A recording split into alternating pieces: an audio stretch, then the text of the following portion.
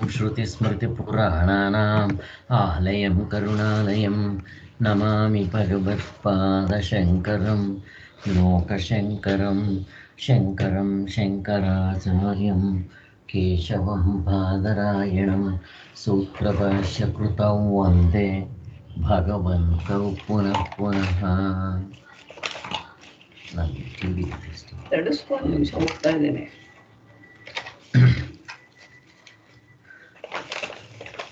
ಇವತ್ತು ನಾವು ಗುರುಗಳ ಒಂದು ಆಶೀರ್ವಾದದಿಂದ ವೈದ್ಯತ್ಯ ಪ್ರಕರಣ ಶುರು ಮಾಡ್ತಾ ಇದ್ದೀವಿ. ನಾವು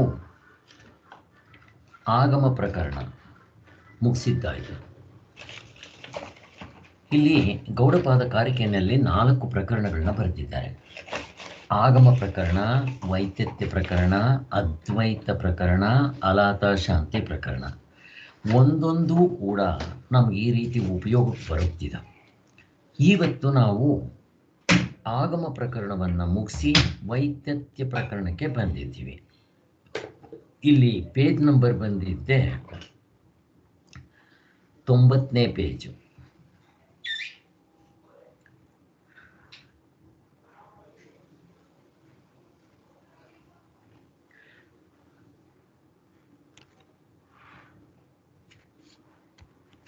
ಈ ಪ್ರಕರಣದ ಸಂಬಂಧ ಏನು ಅಂತ.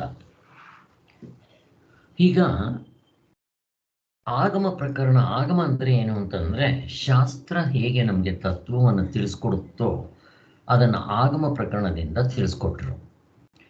ಈಗ ವೈದ್ಯತ್ಯ ಪ್ರಕರಣ ಯಾಕೆ ಮತ್ತೆ ಹೇಳ್ತಾ ಇದ್ದಾರೆ ಅಂತಂದರೆ, ಇಲ್ಲಿ ಕನಸು ಹೇಗೆ ಸುಳ್ಳು, ಎಚ್ಚರವೂ ಅಷ್ಟೇ ಸುಳ್ಳು, ಅಂದರೆ ಸತ್ಯವಲ್ಲ ಅನ್ನೋದನ್ನು ತೋರಿಸೋದಕ್ಕೆ ಬರ್ತಾ ಇದ್ದಾರೆ. ಯಾಕಿದು ನಮಗೇನು ಉಪಯೋಗ ಆಗುತ್ತೆ, ಇದರಿಂದ ಸಂಬಂಧ ಏನು, ಉಪಯೋಗ ಏನು ಅಂದರೆ, ಈ ಪ್ರಪಂಚ ನಾವು ಸತ್ಯವಾಗಿದೆ ಅಂತ ಹಿಡ್ಕೊಂಡ್ಬಿಟ್ಟಿದ್ದೀವಿ. ಯಾರು ಹೇಳಿದ್ರು, ಯಾರು ಹೇಳಬೇಕಾಗಿಲ್ಲ, ಪ್ರತಿಯೊಬ್ಬರ ಅನುಭವ. ಎಚ್ಚರ ಸತ್ಯವಾಗಿದೆ, ಅದು ನಾವು ನಿತ್ಯ ವಸ್ತು ವಿವೇಕದಿಂದ ನೋಡ್ಕೊಂಡಿದ್ದೀವಿ. ಆ ನಿತ್ಯ ವಸ್ತು ವಿವೇಕ ಹೇಗೆ ನೋಡ್ಕೊತೀವಿ ನಾವು? ಇದು ಬದಲಾವಣೆ ಆಗ್ತಾ ಇದೆ. ಮೊದಲು ಇಲ್ಲ, ಆಮೇಲೆ ಇಲ್ಲ, ಮಧ್ಯದಲ್ಲಿ ಎಲ್ಲೋ ಸ್ವಲ್ಪ ಹೊತ್ತು ತೋರಿದ್ದು ಅದನ್ನು ಸತ್ಯ ಅಂತ ಕರೆಯೋಕ್ಕೆ ಬರುತ್ತಾ ಅಂತ ಹೇಳಿ ಅದನ್ನು ಸತ್ಯ ಅಲ್ಲ ಅಂತ ಹೇಳಿದ್ರು. ಆದರೂ ಇದನ್ನು ಅವಸ್ಥಾತ್ರಯ ವಿಚಾರದಿಂದ ನಮ್ಮ ಸ್ವಂತ ಅನುಭವದಿಂದ ತೋರಿಸಿದ್ರು ಇದು ಸತ್ಯವಲ್ಲ ಅಂತ. ಇಷ್ಟೆಲ್ಲ ತೋರಿಸಿದ್ಮೇಲೆ ಮತ್ತೆ ನಮಗೆ ಇಲ್ಲಿ ವೈದ್ಯತ್ಯ ಪ್ರಕರಣದಲ್ಲಿ ಈ ಪ್ರಪಂಚ ಕನಸಿನಷ್ಟೇ ಸತ್ಯ ಅಂತ ಬರಬೇಕು ನಮಗೆ. ಎಚ್ಚರದಷ್ಟೇ ಸತ್ಯ ಕನಸು ಅಂತಲ್ಲ, ಕನಸಿನಷ್ಟೇ ಸತ್ಯ ಅಂದರೆ ಕನಸು ಸುಳ್ಳು ಅಂತ.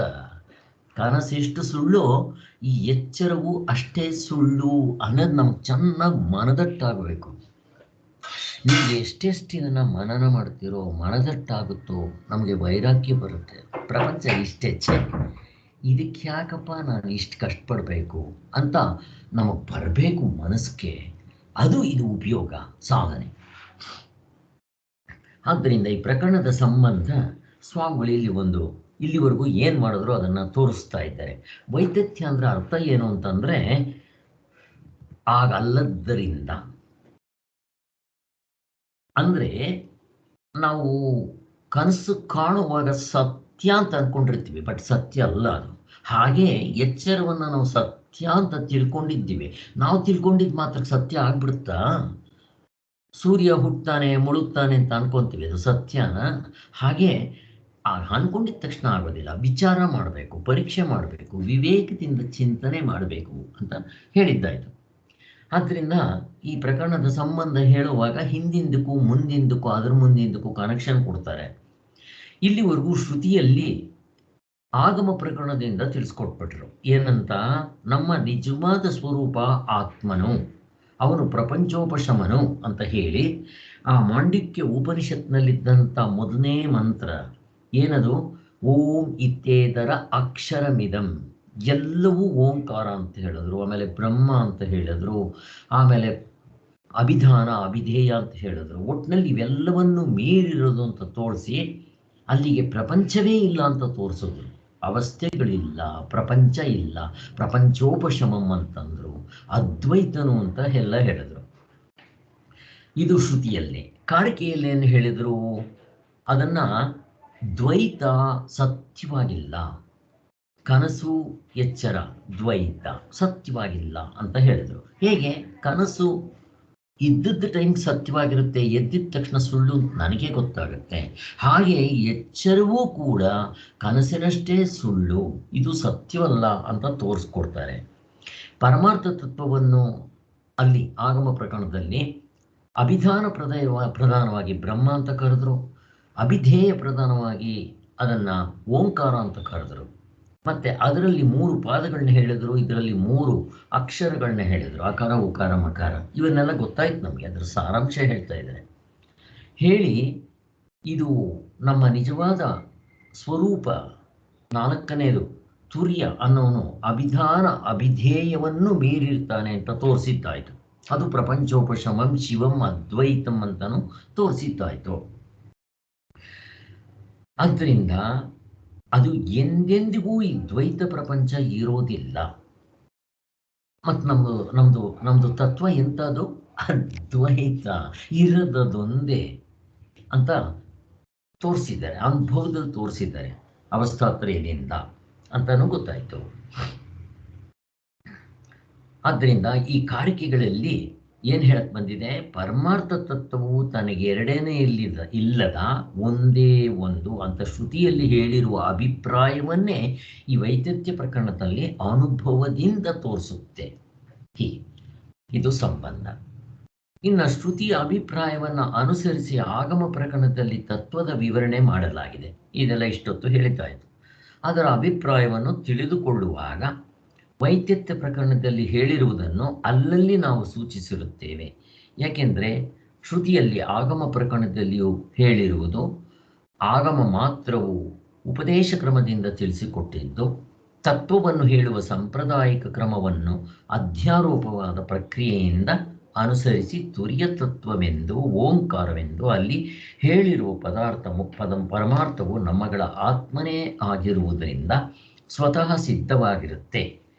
ಅದನ್ನು ಇದ್ದದ್ದಿದ್ದಂತೆ ಅರಿಯದೆ ಜನರು ಸ್ವಾಭಾವಿಕವಾಗಿ ಅದರಲ್ಲಿ ಈ ಜಾಗರಿತ ಎಚ್ಚರ ಕನಸುಗಳನ್ನ ಅಭಿಧೇಯ ಅಭಿಧಾನವಾಗಿ ಅಧ್ಯಾರೋಪ ಮಾಡಿಕೊಂಡು ಹುಟ್ಟುಕಟ್ಟಿಕೊಂಡು, ಈ ಅಧ್ಯಾರೋಪವು ಹುಟ್ಟುಕಟ್ಟಿರುವ ಸ್ವರೂಪ ನಿಜವಾಗಿ ಆತ್ಮನಲ್ಲಿ ಇರೋದಿಲ್ಲ ಅಂತ ಅದು ಹೇಳ್ತಾ ಇದ್ದಾರೆ.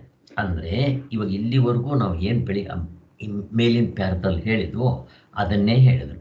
ಈ ಆಗಮ ಪ್ರಕರಣದಲ್ಲಿ ನಮಗೆ ಅಧ್ಯಾರೋಪ ಅಪವಾದ ಪ್ರಕ್ರಿಯೆಯಿಂದ ತಿಳಿಸ್ಕೊಡ್ತಾರೆ. ಉತ್ತಮಾಧಿಕಾರಿ ಬರೀ ಶ್ರವಣದಿಂದ ನಿಂತ್ಕೊಂಡ್ಬಿಡ್ತಾನೆ. ಹಾಗೆ ಇನ್ನು ಮಧ್ಯಮಾಧಿಕಾರಿಗೆ ಸ್ವಲ್ಪ ಅವನಿಗೆ ಹಿಂಟ್ ಕೊಟ್ಟರೆ ಸಾಕು, ಅವನು ನಿಂತ್ಕೊಂಡ್ಬಿಡ್ತಾನೆ. ಆದ್ದರಿಂದ ಹೀಗೆ ಈಗ ಒಂದು ಮನೆ ಕಟ್ಟಬೇಕಾದ್ರೆ ಇಂಜಿನಿಯರ್ ವಾರಕ್ಕೆ ಒಂದ್ಸರಿ ಬರ್ತಾನೆ ಅಷ್ಟೇಪ್ಪ. ಇನ್ನು ಅಲ್ಲಿದ್ದಂಥ ಮೇಸ್ತ್ರಿ ದಿನಕ್ಕೊಂದು 2 ಗಂಟೆ 3 ಗಂಟೆ ಅಥವಾ 4 ಗಂಟೆ ಬಂದು ಗೈಡೆನ್ಸ್ ಕೊಟ್ಟು ಹೋಗ್ಬಿಡ್ತಾರೆ. ಈ ಕೂಲಿಯವರು ಬೆಳಗ್ಗೆ 8 ಗಂಟೆಗೆ 9 ಗಂಟೆಗೆ ಬಂದರೆ ರಾತ್ರಿ ಸಾಯಂಕಾಲ 5 ಗಂಟೆವರೆಗೂ ಕೆಲಸ ಮಾಡ್ತಾರೆ. ಸಂಬಳ ನೋಡಿ, ಇಂಜಿನಿಯರ್ಗೆ ಜಾಸ್ತಿ, ಮೇಸ್ತ್ರಿಗೆ ಇನ್ನೂ ಕಡಿಮೆ. ಈ ಕೆಲಸದವರು ಬೆಳಿಗ್ಗೆಯಿಂದ ರಾತ್ರಿವರೆಗೂ ಕತ್ತೆ ದುಡ್ದಂಗೆ ದುಡಿತಾರೆ ಅಷ್ಟೇ. ಹಾಗೆ ಈ ಗ್ರೇಡೇಷನ್ಸ್ ಇದೆಯಲ್ಲ, ಉತ್ತಮಾಧಿಕಾರಿ, ಮಧ್ಯಮಾಧಿಕಾರಿ, ಅಧಮಾಧಿಕಾರಿ, ಅವರು ಹಿಂದಿನ ಜನ್ಮದಲ್ಲಿ ಸಂಪಾದನೆ ಮಾಡಿರ್ತಾರೆ. ಅವರು ಇಂಜಿನಿಯರ್ ಓದಬೇಕಾದ್ರೆ ಎಷ್ಟು ಕಷ್ಟಪಟ್ಟಿರ್ತಾರೆ ನೋಡ್ರಿ, 6 ವರ್ಷ. ಇವನು ಮೇಸ್ತ್ರಿ ಎಷ್ಟು ಕಷ್ಟಪಟ್ಟಿರ್ತಾನ, ಓದಿರ್ತಾನ, ದುಡ್ಡು ಖರ್ಚು ಮಾಡಿರ್ತಾನ, ಏನೂ ಇಲ್ಲ. ಹಾಗೆ ನಾವು ಸಾಧನೆಗಳು ಮಾಡಿ ಹಿಂದೆ ಜನ್ಮದಲ್ಲೋ ಈ ಜನ್ಮದಲ್ಲೋ ನಾವು ಅವುಗಳನ್ನ ಕೂಡ ಹಾಕಿದ್ರೆ ನಮಗೆ ಸುಲಭ ಆಗುತ್ತೆ. ಇವತ್ತು ಸಾಯಂಕಾಲ ನೋಡಿದ್ವಲ್ಲ ಧ್ಯಾನ ಯೋಗಕ್ಕೆ ಎಷ್ಟು ಸಿದ್ಧತೆ ಆಗಿರಬೇಕು ಅಂತ. ಹಾಗೆ ಇಲ್ಲಿ ಆಗಮ ಪ್ರಕರಣದಿಂದ ಉತ್ತಮಾಧಿಕಾರಿಗೆ ಅಧ್ಯಾರೋಪಾಪವಾದ ದೃಷ್ಟಿಯಿಂದ ಹೇಳಿದ ತಕ್ಷಣ ಟಕ್ ಅಂತ ನಿಂತ್ಕೊಂಡ್ಬಿಡ್ತಾನೆ. ಇನ್ನು ಆಗದೆ ಇರುವಂಥ ಮಧ್ಯಮಾಧಿಕಾರಿಗೆ ಏನು ಮಾಡಬೇಕು? ಅವನಿಗೆ ಇಲ್ಲಿ ಉಪಪತ್ತಿ ಪ್ರಧಾನವಾಗಿ ತಿಳಿಸ್ಕೊಡ್ಬೇಕು. ಇಲ್ಲಿ ಉಪಪತ್ತಿ ಅಂತ ಬರ್ತಾ ಇದೆ. ಉಪಪತ್ತಿ ಅಂದರೆ ಏನು?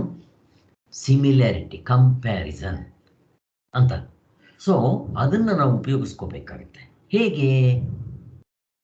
ಈಗ ನಮ್ಗೆ ಎಚ್ಚರ ಸುಳ್ಳು ಅಂತ ಹೇಳ್ಬಿಡ್ತೀವಿ, ನಂಬೇಕಲ್ಲ. ಶಾಸ್ತ್ರ ಹೇಳ್ಬಿಡುತ್ತೆ, ಹೇಳಿದ ತಕ್ಷಣ ನಾವು ನಂಬ್ಕೊಳಕ್ ಬರುತ್ತಾ? ಈಗ ನನಗೊಂದು ಇದೇ ಥರ ಇನ್ನೊಂದು ಎಕ್ಸ್ಪೀರಿಯನ್ಸ್ ಆಗಿರಬೇಕು, ಅದನ್ನು ಕಂಡು ಹೌದು ಹೌದು ಅದು ಹಾಗೇ ಇತ್ತು, ಆದ್ದರಿಂದ ಇದು ಸುಳ್ಳು ಅಂತ ತಗೋಬೋದು. ಇದೇ ಥರ ಕನಸಿದೆ, ಸೇಮ್ ಇದು ಫಸ್ಟ್ ಶೋ ಆದರೆ ಸೆಕೆಂಡ್ ಶೋ. ಕನಸು ಕಾಣುವಾಗ ಅಷ್ಟು ಸತ್ಯವಾಗಿರುತ್ತೆ, ಎದ್ದ ಮೇಲೆ ನನಗೇ ಗೊತ್ತಾಗುತ್ತೆ ಅದು ಸುಳ್ಳು ಅಂತ. ಯಾರಾದರೂ ಬಂದು ಹೇಳ್ಕೊಡ್ಬೇಕಾ? ಯಾರಾದರೂ ಟೀಚರ್ ಬಂದು ಹೇಳ್ಕೊಡ್ಬೇಕಾ? ಅಪ್ಪ ಕನಸೆಲ್ಲ ಸುಳ್ಳು ಅಂತ ನಮಗೆ ಗೊತ್ತಾಗ್ಬಿಡುತ್ತೆ ಅಲ್ವಾ? ಹಾಗೆ ಇದನ್ನು ಉಪಪತ್ತಿ ಪ್ರಧಾನವಾಗಿ ತೋರಿಸ್ತಾ ಹೋಗ್ತಾರೆ. ಉಪಪತ್ತಿ ಅಂದರೆ ಸಿಮಿಲ್ಯಾರಿಟಿ. ಹಾಗೆ ಏನೋ ಒಂದು ಅಲ್ಲಿ ಹಿಂಗಿರುತ್ತೋ ಇಲ್ಲೂ ಹಾಗೆ ಇರುತ್ತೆ, ಹಿಂಗೆಲ್ಲ ಹೇಳ್ತಾರೆ ಅದು. ಆದ್ದರಿಂದ ಈ ಪ್ರಕರಣಕ್ಕೆ ಉಪಪ್ರತಿ ಪ್ರಧಾನವಾಗಿ ಇಲ್ಲಿ ಬರೀ, ಮತ್ತೆ ಉಪಪ್ರತಿ ಅಂತಂದರೆ ಸಿಮಿಲ್ಯಾರಿಟಿ ಅಂತ ಒಂದೇ ಇಟ್ಕೋಬೇಕಾಗಿಲ್ಲ, ಯುಕ್ತಿಗಳನ್ನ ಉಪಯೋಗಿಸ್ತಾರೆ. ಎಂಥ ಯುಕ್ತಿ? ಅನುಭವ ಗಮ್ಯವಾದ ಯುಕ್ತಿ, ಶಾಸ್ತ್ರ ಯುಕ್ತಿ, ಶಾಸ್ತ್ರಕ್ಕೆ ಹೊಂದುವಂಥ ಯುಕ್ತಿ ಕೊಡಬೇಕು. ಅದೇ ಕನಸಿನಲ್ಲಿ ಆಗಿದ್ದೆಲ್ಲ ಸುಳ್ಳು. ಕನಸು ಹೇಗಿರುತ್ತೋ ಎಚ್ಚರ ಹಾಗೆ ಇರುತ್ತೆ. ತೂಕ ಹಾಕ್ಬಿಡ್ರಿ, ಈ ಕಡೆ ಎಚ್ಚರ ಹಾಕ್ರಿ, ಈ ಕಡೆ ಕನಸು ಹಾಕ್ರಿ, ನೋಡ್ರಿ ಯಾವುದು ಜಾಸ್ತಿ ಬೆಲೆ ಕೊಡ್ತೀರಾ? ಏನು ಬೆಲೆನೂ ಕೊಡೋಕ್ಕಾಗಲ್ಲ.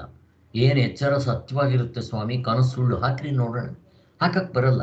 ಇದನ್ನೆಲ್ಲ ನಾವು ಮಾಡಿದ್ದೀವಿ, ಜಡ್ಜ್ಮೆಂಟು, ಚರ್ಚೆ, ನಾಟಕ ಎಲ್ಲ ಮಾಡಿದ್ದೀವಿ.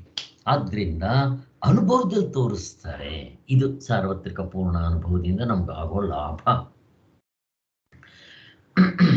ಇಲ್ಲಿಯೂ ಶ್ರುತಿಯ ಅರ್ಥವನ್ನು ವಿವರಿಸುವ ಪ್ರಯತ್ನವನ್ನು ಮಾಡಿದೆ. ಮತ್ತಿನ್ನೊಂದು, ಇಲ್ಲಿ ಬರೀ ಯುಕ್ತಿಗಳು ಅಥವಾ ತರ್ಕ ಅಂದಿದ ತಕ್ಷಣ ಕುತರ್ಕ, ಜಲ್ಪತರ್ಕ ಅಲ್ಲ, ಅನುಭವ ಗಮ್ಯವಾದ ತರ್ಕವನ್ನು ಹೇಳ್ತಾರೆ. ಆದರೆ ಶಾಸ್ತ್ರವನ್ನು ಬಿಟ್ಟಿಲ್ಲ, ಅದಿಟ್ಕೋಬೇಕು. ಅಲ್ಲೂ ಅಷ್ಟೇ, ಆಗಮ ಪ್ರಕರಣದಲ್ಲಿ ಶಾಸ್ತ್ರ ಬಿಡಲ್ಲ, ಶಾಸ್ತ್ರದ ಪ್ರಕರಣನೇ ಬರ್ತಾರೆ. ಇಲ್ಲೂ ಅಷ್ಟೇ, ಇಲ್ಲಿ ಯುಕ್ತಿ ಅಥವಾ ಉಪಪತ್ತಿ ಹೇಳಿದ್ರೂ ಕೂಡ ಇವು ಕೂಡ ಶಾಸ್ತ್ರದ ಇದು ಮುಂದೆ ಇರುತ್ತೆ, ಶಾಸ್ತ್ರ ಹಿಂದೆ ಕಡೆ ಬರ್ತಾ ಇರುತ್ತೆ, ಅದನ್ನು ಮರಿಬಾರ್ದು. ಆದ್ದರಿಂದ ಈ ವೇದಾಂತದ ಸಂಪ್ರದಾಯವನ್ನು ಅನುಸರಿಸಿಯೇ ಯುಕ್ತಿಗಳನ್ನು ಉದಾಹರಿಸ್ತಾ ಬರ್ತಾರೆ. ಆಗಮ ಬಿಡೋದಿಲ್ಲ, ಶಾಸ್ತ್ರವನ್ನು ಬಿಡೋದಿಲ್ಲ. ಇದು ಹೇಗೆ ಅಂತ ನಮಗೆ ಮುಂದಕ್ಕೆ ತೋರಿಸ್ತಾ ಬರ್ತಾರೆ, ನಮಗೆ ಅನುಭವ ಬರುತ್ತೆ. ಹಾಗೆ ಈಗ ನೋಡ್ರಿ, ಎಚ್ಚರದಲ್ಲಿರೋವನಿಗೆ ಏನಂತ ಹೇಳಿದ್ರು? ಏಕೋನಂಶತಿ ಮುಖ, 19 ಮುಖಗಳಿರೋನು ಎಚ್ಚರದಲ್ಲಿ. ಅವನೇನಂತ ಕರೆದ್ರು? ವೈಶ್ವಾನರ ಸಪ್ತಾಂಗ ಅಂತ ಕರೆದ್ರು. ಮತ್ತೆ ಅದೇ ರೀತಿ ಕನಸಿನಲ್ಲಿ 19 ಮುಖಗಳು ತೋರಿಸಿದ್ರು. ಮತ್ತೆ ಅಲ್ಲಿರುವಂಥ ಸಾಕ್ಷಿ ಅಥವಾ ಆತ್ಮನ್ನ ತೈಜಸ ಅಂತ ಕರೆದ್ರು, ಸಪ್ತಾಂಗ ಅಂತ ಹೇಳಿದ್ರು. ಇವಾಗೆಲ್ಲಪ್ಪ ಇದೆ ವ್ಯತ್ಯಾಸ. ಅಲ್ಲೂ ಏಕೋನಂಶತಿ ಮುಖ, ಇಲ್ಲೂ ಇಲ್ಲೂ ಏಕೋನಂಶತಿ ಮುಖ, ಸಪ್ತಾಂಗ. ಕನಸಿನಲ್ಲೂ ಕೂಡ ಏಕೋನಂಶತಿ ಮುಖ, ಸಪ್ತಾಂಗ, ಎರಡು ಒಂದೇ ಥರ ಇದೆ. ಅದು ಸುಳ್ಳು, ಇದು ಸುಳ್ಳೆ, ಹಾಗೆ ಅಂತ ಹೀಗೆ ನಮಗೆ ತೋರಿಸ್ತಾ ಬರ್ತಾರೆ. ಆದ್ದರಿಂದ ಈ 19 ದ್ವಾರಗಳುಳ್ಳವನು, 7 ಅಂಗಗಳುಳ್ಳವನು ಅಂತ ತೋರಿಸಿದ್ರು. ಈ ವಿಶೇಷಣಗಳು ಎಚ್ಚರ, ಕನಸು ಎಂಬ 2 ಅವಸ್ಥೆಗಳಿಂದ ನಮಗೆ ಗೊತ್ತಾಗ್ತಾ ಇದೆ. ಆತ್ಮನಿಗೆ ಸಮಾನವಾಗಿ ಇದೆ ಅಂತ ಹೇಳಿ. ಇವು ಉಪಾಧಿಗಳು ಬೇರೆ ಬೇರೆ. ಇವೆಲ್ಲ ಅಲ್ಲೂ ಹಾಗೆ ಇರುತ್ತೆ, ಇಲ್ಲಿಯೂ ಹಾಗೆ ಇರುತ್ತೆ. ಆದರೆ ಇಲ್ಲಿರೋ ಉಪಾಧಿ ಅಲ್ಲಿಗೆ ಬರಲ್ಲ, ಅಲ್ಲಿರೋ ಉಪಾಧಿ ಇಲ್ಲಿಗೆ ಬರಲ್ಲ ಅಂತ ನಮ್ಗೆ ಚೆನ್ನಾಗಿ ಮನದಟ್ಟು ಮಾಡಿ ತೋರಿಸೋದು. ಅಂದರೆ ಇಲ್ಲಿರೋ ಜನಕ ಮಹಾರಾಜ, ಇಲ್ಲಿರೋ ಅರ್ಧ ಡಜನ್ ಅವಸ್ಥೆಯಲ್ಲಿ, ಎಚ್ಚರದ ಅವಸ್ಥೆಯಲ್ಲಿ ಒಂದಿಷ್ಟು ಗುಲ್ಗಂಜಿಯಷ್ಟು ಕನಸಿಗೆ ಬರುತ್ತಾ? ಕನಸಿನಲ್ಲಿ ಲಾಟರಿ ಟಿಕೆಟ್ ಹೊಡುತ್ತೆ, ಎತ್ಕೊಂಬನ್ರಿ ದುಡ್ಡು ನೋಡೋಣ, ಒಂದು ಪೈಸಾ ಆಗೋದಿಲ್ಲ. ಆದ್ದರಿಂದ ಉಪಾಧಿಗಳು ಬೇರೆ ಬೇರೆ. ಅಂದರೆ ಆಧ್ಯಾತ್ಮಿಕ, ಆದಿಭೌತಿಕ, ಆದಿದೈವಿಕ, ಕಾಲದೇಶ, ಕಾರ್ಯಕಾರಣ ಭಾವ ಸೆಟ್ಟೇ ಬೇರೆ ಅಲ್ವಾ? ಅಲ್ಲಿರೋ ಸೂರ್ಯ ಚಂದ್ರ ನಕ್ಷತ್ರಗಳೇ ಬೇರೆ, ಇಲ್ಲಿರೋದೇ ಬೇರೆ. ಅಲ್ಲಿ ಹೆಂಡತಿ ಮಕ್ಕಳಿರ್ತಾರೆ, ಇವರು ಹಾಗೆ ಇರ್ತಾರೆ, ಬಟ್ ಅವ್ರು ಬೇರೆ, ಇವರಲ್ಲ. ಹಾಗೆ ಎಲ್ಲವೂ ಬೇರೆ ಬೇರೆ ಅಂತ ತೋರಿಸಿದ್ರು. ಆದ್ದರಿಂದ ಉಪಾಧಿಗಳು ಬೇರೆ ಬೇರೆ ಅಂತ ವ್ಯವಹಾರದ ದೃಷ್ಟಿಯಿಂದ ತೋರಿಸಿದ್ರು. ನಿಜವಾಗಿ ಎರಡೂ ಸಮಾನವಾಗಿವೆ. ಎಚ್ಚರದ ವಸ್ತುಗೆ ಕನಸಿಗಿಂತ ಯಾವ ಹೆಚ್ಚುಗಾರಿಕೆಯೂ ಸತ್ಯವಾಗಿರೋದಿಲ್ಲ. ಹೇಳ್ರಿ ನೋಡೋಣ. ಎಚ್ಚರ ಹೆಚ್ಚು ಸರ್, ಎಚ್ಚರಕ್ಕೆ ನಾನು ಇಂಪಾರ್ಟೆನ್ಸ್ ಪಾಯಿಂಟ್ಸ್ ಕೊಡ್ತೀನಿ, ಕನಸು ಕೊಡೋದಿಲ್ಲ. ಹೇಳ್ರಿ ನೋಡೋಣ. ಹೇಳಕ್ಕೆ ಬರೋದಿಲ್ಲ. ನೀವು ಎಷ್ಟು ಕನಸಿಗೆ ಪಾಯಿಂಟ್ಸ್ ಕೊಡ್ತೀರೋ ಅಷ್ಟು ಸರ್, ಎಚ್ಚರಕ್ಕೆ ಎಷ್ಟು ನೀವು ಕೊಟ್ಟು ಎಚ್ಚರ ಸತ್ಯ ಅಂತೀರೋ, ಎಚ್ಚರ ಇಂಪಾರ್ಟೆಂಟ್ ಅಂತೀರೋ, ಕನಸು ಹಾಗೆ ಹೇಳ್ತೀವಿ ನಾವು. ಹಂಗೆ ಎಲ್ಲೂ ನಿಮಗೆ ಬರಲ್ಲ. ಕೋರ್ಟ್ನಲ್ಲಿ ಎಚ್ಚರದ ಲಾಯರು, ಕನಸಿನ ಲಾಯರ್ ಇಬ್ಬರು ಜಡ್ಜ್ಮೆಂಟ್ ಮಾಡ್ತಾರೆ. ಆಗ ಜಡ್ಜ್ಮೆಂಟ್ ಏನು ಬರುತ್ತೆ ಗೊತ್ತಾ? ಬೇಷ್, ಇಬ್ಬರದು ಸಮವಾಗಿದೆ ಅಂತ ಹೇಳಿ ತಕ್ಕಡಿನಲ್ಲಿ ತೂಕ ಹಾಕ್ಬಿಟ್ಟು ಇಬ್ಬರದು ಈಕ್ವಲ್ ಅಂತ ಹೇಳಿಬಿಡ್ತಾರೆ. ನೀವು ಸುಮ್ಮನೆ ಹೊರಗಡೆ ದೃಷ್ಟಿಯಿಂದ ಎಚ್ಚರ, ಒಳಗಡೆ ದೃಷ್ಟಿಯಿಂದ ಕನಸು, ಅಷ್ಟು ಬಿಟ್ಟರೆ ಏನೂ ಚೇಂಜಸ್ ಇಲ್ಲ ಅಂತ ಹೇಳ್ಬಿಡ್ತಾರೆ ಅಲ್ಲಿ ಅಂತ. ಅದು ಹೇಳಿದ ತಕ್ಷಣ ಅದು ಹೇಗೆ ಸೇರಿ? ಎಚ್ಚರವು ಸತ್ಯವಾಗಿರುತ್ತೆ, ಕನಸು ಹುಸಿ ತೋರಿಕೆ ಎಂಬುದನ್ನು ಸರ್ವವಿದಿತವಾಗಿದೆಯಲ್ವಾ. ಪ್ರತಿಯೊಬ್ಬರಿಗೂ ಕೂಡ ಕನಸು ಸುಳ್ಳು, ಎಚ್ಚರ ಸತ್ಯವಾಗಿದೆ. ಇಲ್ಲೇನಾದರೂ ಹೆಚ್ಚು ಕಡಿಮೆ ಆಗಿಬಿಟ್ರೆ ಅಯ್ಯೋ ನನಗೆ ಆಗೋಯ್ತೇನೋ ಅಂತ ಗೋಳಾಡ್ತಾ ಇರ್ತೀವಿ. ಅದು ಹೇಗೆ ಸತ್ಯ ಆಗುತ್ತೆ ಅಂತ ಆ ಪ್ರಶ್ನೆ ಇದ್ದೇ ಇರುತ್ತೆ. ಎರಡೂ ಅವಸ್ಥೆಗಳು ಎಲ್ಲ ವಿಧದಿಂದಲೂ ಸಮಾನವಾಗಿವೆ ಅಂತ ತೋರಿಸಿ ಎಚ್ಚರವು ಮಿಥ್ಯೆ ಅನ್ನೋದನ್ನು ಸ್ಪಷ್ಟಪಡಿಸುವುದಕ್ಕಾಗಿ ಈ ಪ್ರಕರಣವನ್ನು ಪ್ರಾರಂಭ ಮಾಡಿದ್ದಾರೆ. ಹಾಗೆ ಆದ್ದರಿಂದ ಇಲ್ಲಿ ವೈದ್ಯತ್ಯ ಜಾಗರಿತವು ಮಿಥ್ಯೆ ಅಂತ ತೋರಿಸುವ ಪ್ರಕರಣವಿದು ಅಂತ ಹೇಳ್ತಾ ಇದ್ದಾರೆ. ಹೇಗೆ ಕನಸು ಸುಳ್ಳು, ಎಚ್ಚರವೂ ಅಷ್ಟೇ ಸುಳ್ಳು ಅಂತ ಮಾಡೋದಕ್ಕೆ ಇಷ್ಟು ಸಂಬಂಧ ಆಯಿತು. ಈಗ ಸ್ವಪ್ನ ವೈತತ್ಯ ಕಾರಿಕೆಗಳು ಶುರುವಾಗುತ್ತೆ. ಮೊದಲನೇ ಕಾರಿಕೆ ಅದು ಇಲ್ಲಿ ಮೊದಲಿನಿಂದ ಶುರುವಾಗುತ್ತೆ. ಅದು ಅಲ್ಲಿಗಾಗೋಯ್ತು, ಇಲ್ಲಿ ಬೇರೆ.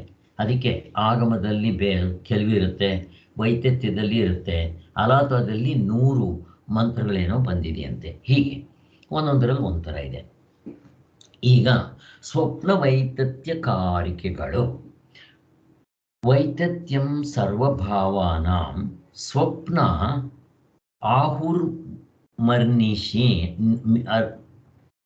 ಅಹುರ್ಮರ್ನಿಶೀನಃ ಅಂತಂ ಸ್ಥಾನತ್ತು ಭಾವನಾಂ ಸಂವೈತತ್ವೇನ ಹೇತುನ ಅಂತ. ಅದರ ಅರ್ಥ ನೋಡ್ರಿ, ಭಾವಗಳು ಒಳಗೆ ಸಂವೃತವಾಗಿರುವವೆಂಬ ಕಾರಣದಿಂದ ಪಂಡಿತರು ಕನಸಿನಲ್ಲಿರುವ ಎಲ್ಲ ಭಾವಗಳಿಗೂ ವೈತತ್ಯವನ್ನು ಹೇಳುತ್ತಾರೆ. ಇಲ್ಲೂ ನಮ್ಗೆ ಅಷ್ಟು ಸ್ಪಷ್ಟವಾಗಿ ಅರ್ಥ ಆಗದೆ ಇರಬಹುದು. ಇಲ್ಲಿ ನೋಡೋಣ. ಸ್ವಪ್ನಗಳು ಕಾಣುವ ಪದಾರ್ಥಗಳು. ಅಲ್ಲಿ ಈಗ ಏನು ಮಾಡ್ತಾರೆ ಇವರು ಅಂತಂದರೆ, ಸ್ವಪ್ನವನ್ನು ಸುಳ್ಳು ಅಂತ ತೋರ್ಸಕ್ಕೆ ಬರ್ತಾ ಇದ್ದಾರೆ ಇಲ್ಲಿ. ಸ್ವಪ್ನದಲ್ಲಿ ಕಾಣುವ ಪದಾರ್ಥಗಳು ತಕ್ಕಷ್ಟು ದೇಶವಿಲ್ಲದ್ದರಿಂದ ಮಿಥ್ಯೆ. ಅಂದರೆ ನಾವು ಕನಸು ಕಾಣ್ತಾ ಇರ್ತೀವಲ್ಲ, ಪದಾರ್ಥಗಳು ದೊಡ್ಡದು ಬೇಕಾದಷ್ಟು ಇರುತ್ತೆ, ದೇಶ ಇಲ್ಲ ಅಲ್ಲಿ. ಯಾಕೆ, ಹೇಗೆ? ಈಗ ಕನಸು ನನಗೆಲ್ಲಪ್ಪ ಆಗೋದು ನನ್ನ ಒಳಗೆ. ಈಗ ಎಚ್ಚರ ನನ್ನ ಹೊರಗಡೆ ಇದೆ, ನಾನು ಇಲ್ಲಿದ್ದೀನಿ, ಎಚ್ಚರದಲ್ಲಿದ್ದೀನಿ, ನನಗೆ ಎಚ್ಚರ ಎಲ್ಲ ಕಾಣ್ತಾ ಇದೆ. ಕನಸು ಹೆಂಗಾಗುತ್ತೆ? ನಾನು ಕಣ್ಣು ಮುಚ್ಕೊಂಡು ನಿದ್ದೆಗೆ ಹೋಗ್ತೀನಿ. ಆವಾಗ ಈ ಕರ್ಮೇಂದ್ರಿಯಗಳು, ಜ್ಞಾನೇಂದ್ರಿಯಗಳು, ಅಂತಃಕರಣ ಸ್ವಿಚ್ ಆಫ್ ಆಗುತ್ತೆ, ಅವು ಯಾವುದೂ ಅಲ್ಲಿ ಬರಲ್ಲ. ಆಮೇಲೆ ಈ ಮನಸ್ಸು ಎಚ್ಚರದ ಸಂಸ್ಕಾರದಿಂದ ಕನಸನ್ನು ಕಾಣೋಕ್ಕೆ ಶುರು ಮಾಡುತ್ತೆ. ನನ್ನ ಒಳಗಡೆ ತಾನೇ ಆಗೋದು. ಈಗ ನನ್ನ ಒಳಗಡೆ ಆಯಿತು ಅಂತಂದರೆ ಅಲ್ಲಿ ಕನಸಿನಲ್ಲಿ ಕಾಣುವ ಭಾವಗಳು ಒಳಗೆ ಇರುವುದರಿಂದ ಅದರಲ್ಲಿ ಕಾಣುಬರುವ ಹೊರಗಿನ ಮತ್ತು ಒಳಗಿನ ಭಾವಗಳೆರಡನ್ನು ಮಿತತ ಹಾಗಿಲ್ಲ, ಹುಸಿ ಅಂತ ಪಂಡಿತರು ಹೇಳ್ತಾರೆ ಅಂತ ಹೇಳ್ತಾರೆ. ಪಂಡಿತರಂದ್ರೆ ಯಾರು? ಇಲ್ಲಿ ಈ ಪ್ರಮಾಣಗಳನ್ನ ಇಟ್ಕೊತಾರಲ್ಲ ಅವರು. ನಾವು ಅವಾಗ ಹೇಳಿದ್ವಿ, ಒಟ್ಟು ಒಂದು ಪ್ರಮಾಣವನ್ನು ನಂಬುವವರು ಒಬ್ಬರು, ಈ ಚಾರುವಾಕರು ಪ್ರತ್ಯಕ್ಷವನ್ನು ಮಾತ್ರ ನಂಬ್ತಾರೆ, ಮಿಕ್ಕಿರೋದು ನಂಬಲ್ಲ. ಈ ಶರೀರ ಸತ್ಯ, ಮಜಾ ಮಾಡು, ಕುಡಿ ತಿನ್ನು, ಮಜಾ ಮಾಡು, ಕೊಲೆ ಮಾಡು, ಹಿಂಸೆ ಮಾಡಿ, ಏನು ಬೇಕಾದರೂ ಮಾಡು, ನೀನು ಸುಖವಾಗಿರು, ಇದು ಇವ್ರದ್ದು ಪ್ರತ್ಯಕ್ಷ ಪ್ರಮಾಣ. ಅನುಮಾನ ಪ್ರಮಾಣವನ್ನು ಸೇರಿಸ್ಕೊಳ್ಳೋರು ಬುದ್ಧಿಸ್ಟು. ಅದರ ಜೊತೆಗೆ ಇನ್ನು ಎರಡನ್ನ ಸೇರಿಸ್ಕೊತಾರೆ, ಇದು ಶಬ್ದ ಪ್ರಮಾಣ. ಶಬ್ದ ಪ್ರಮಾಣವನ್ನು ಈ ವೇದಾಂತವನ್ನು ನಂಬುವಂಥವ್ರು ಎಲ್ಲ ದರ್ಶನಕಾರರು ಸೇರಿಸ್ಕೊತಾರೆ. ಅದರ ಜೊತೆಗೆ ಈ ಇನ್ನೊಂದು ಈ ಕಂಪ್ಯಾರಿಸನ್ ಮಾಡ್ತೀವಲ್ಲ, ಅದನ್ನು ಉಪಪತ್ತಿ ಅಂತೀವಲ್ಲ, ಅದನ್ನು ಮಾಡ್ಕೊಳ್ಳೋರು, ಅವರು ಸೇರಿಸ್ಕೊಳ್ಳೋರು ನೈಯಾಯಿಕರು. ಹೀಗೆ ಇನ್ನು ಕೆಲವರು ಎಲ್ಲವನ್ನೂ ಸೇರಿಸ್ಕೊತಾರೆ. ಇವ್ರನ್ನ ಪಂಡಿತರು ಅಂತ ಕರೀತಾರೆ. ಇಲ್ಲೇ ಅವರೆಲ್ಲ ಹೀಗೆಲ್ಲ ಹೇಳ್ತಾ ಇದ್ದಾರೆ ಅಂತ. ಈ ಪ್ರಕರಣದಲ್ಲಿ ಸ್ವಪ್ನದಲ್ಲಿರುವುದೆಲ್ಲವೂ ಮಿಥ್ಯೆ ಎಂಬುದನ್ನು ಮೊದಲು ತೋರಿಸಿಕೊಟ್ಟು ಆಮೇಲೆ ಸ್ವಪ್ನದಂತೆಯೇ ಎಚ್ಚರವು ಮಿಥ್ಯೆ ಅನ್ನೋದನ್ನು ಪ್ರತಿಪಾದಿಸೋದಕ್ಕೆ ಹೋಗಿದೆ. ಏಕೆಂದರೆ ಕೆಲವರು ಅವಿವೇಕಿಗಳು ಸ್ವಪ್ನವು ಸತ್ಯವೆಂದು ಬಗೆಯುತ್ತಾರೆ. ಸ್ವಪ್ನವನ್ನು ಕಂಡದ್ದು ಸತ್ಯವಾಗಿರಬಹುದಾದರೂ ಅದರಲ್ಲಿ ತೋರುವ ದೃಶ್ಯಗಳು ಎಂದಿಗೂ ಸತ್ಯವಲ್ಲವೆಂದು ವಿವೇಕಿಗಳ ಅಭಿಪ್ರಾಯ. ಇಲ್ಲಿ ಏನು ಹೇಳಕ್ಕೆ ಬಂದಿದ್ದಾರೆ ಅಂತಂದರೆ, ಯಾಕೆ ಇದನ್ನು ಅಲ್ಲ ಸ್ವಾಮಿ, ಕನಸನ್ನು ಸುಳ್ಳು ಅಂತ ಹೇಳೋದಕ್ಕೆ ಶಾಸ್ತ್ರ ಬರಬೇಕಾ, ಗುರುಗಳು ಬರಬೇಕಾ? ನಮ್ಗೆ ಯಾರಿಗೂ ಗೊತ್ತಿಲ್ವಾ ಕನಸು ಸುಳ್ಳು ಅನ್ನೋದು? ಯಾರಾದರೂ ಶಾಸ್ತ್ರ ಬರಬೇಕಾ ಸ್ವಾಮಿ? ಎದ್ದಿದ ತಕ್ಷಣ ಎಂಥ ದಡ್ಡನಿಗೂ ಎಲ್ಲ ಬರೀ ಸುಳ್ಳು ಅಂತ ಗೊತ್ತಾಗುತ್ತೆ. ಅಲ್ಲಿ ಹುಲಿ ಅಟ್ಟಿಸ್ಕೊಂಬರುತ್ತೆ, ಹಾವು ಅಟ್ಟಿಸ್ಕೊಂಬರುತ್ತೆ, ಚೀರ್ತಾನೆ, ಹೆದರ್ಕೊತಾನೆ, ಎಲ್ಲ ಮಾಡ್ತಾನೆ. ಎಚ್ಚೆತ್ತಿದ ತಕ್ಷಣ ಅಯ್ಯಯ್ಯ ಎಲ್ಲ ಸುಳ್ಳು, ನಾನೇನು ಇಷ್ಟು ಹೆದರ್ಕೊಂಡೆ, ಇದನ್ನು ಕನಸು ಸುಳ್ಳು ಅಂತ ಹೇಳೋದಕ್ಕೆ ಈ ಶಾಸ್ತ್ರ ಬರೋದು ಮತ್ತು ಗುರುಗಳು ಇಷ್ಟು ಪದ್ಯಗಳು ಬರೋದು ತಿಳ್ಸೋಕೆ ಬರಬೇಕಾ ಅಂತ ಪ್ರಶ್ನೆ ಬರ್ತಾ ಇದ್ದಿಲ್ಲಿ. ಮುಂದಕ್ಕೆ ಅದಕ್ಕೆ ಉತ್ತರ ಕೊಡ್ತಾರೆ. ನಿಮಗೆ ಸಿದ್ಧಿ ಕೊಡಬೇಕು ಅಂತಂದರೆ ಈ ಪ್ರಮಾಣಗಳನ್ನ ನಂಬ್ತಾರಲ್ವಾ, ಅವರು ಕನಸು ಕೂಡ ಸತ್ಯ ಅಂತನ್ನೋರು ಇದ್ದಾರೆ ಕೆಲವರು. ಇನ್ನು ಕೆಲವರು ಏನು ಹೇಳ್ತಾರೆ, ಈ ಶಾಸ್ತ್ರದಲ್ಲೇ ಈ ಕೆಲವು ಕನಸುಗಳು ಬೀಳುತ್ತೆ, ಅದು ನಿಜ ಆಗ್ಬಿಡುತ್ತೆ, ಅದರಿಂದ ಸತ್ಯ ಅನ್ನೋರು. ಅಂದರೆ ನಮ್ಮ ಶಾಸ್ತ್ರದಲ್ಲಿ ಅವನ ಸಾಯೋದೇನಾದರೂ ಡೆಫಿನೆಟ್ ಆದರೆ ಕನಸಿನಲ್ಲಿ ಕಪ್ಪು ಬಟ್ಟೆ ಹಾಕ್ಕೊಂಡವರು ಮತ್ತು ವಿಕಾರವಾಗಿರೋರು, ಕೊಂಬುಗಳಿಟ್ಕೊಂಡವರು, ಇಂಥವರೆಲ್ಲ ದರ್ಶನ ಕೊಡ್ತಾರಂತೆ. ಹಂಗೆ ಕೊಟ್ಟರು ಅಂದರೆ ನಿನಗೆ ಸಾವು ಹತ್ರ ಬಂತು ಅಂತ ಹೀಗೆಲ್ಲ ನಮ್ಮ ಶಾಸ್ತ್ರದಲ್ಲಿದೆ.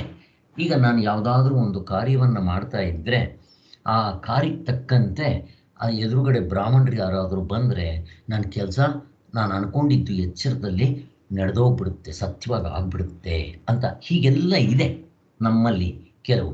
ಅವೆಲ್ಲ ಶಾಸ್ತ್ರದಲ್ಲಿ ಹೇಳಿರುತ್ತೆ. ಹೀಗೆಲ್ಲ ನಂಬೋರು ಆದ್ದರಿಂದ ಕನಸನ್ನು ಸತ್ಯ ಅಂತ ಅನ್ನೋರು ಇದ್ದಾರೆ ಅಂತ ಇವೆಲ್ಲ ಕೆಲವು ಬರುತ್ತೆ.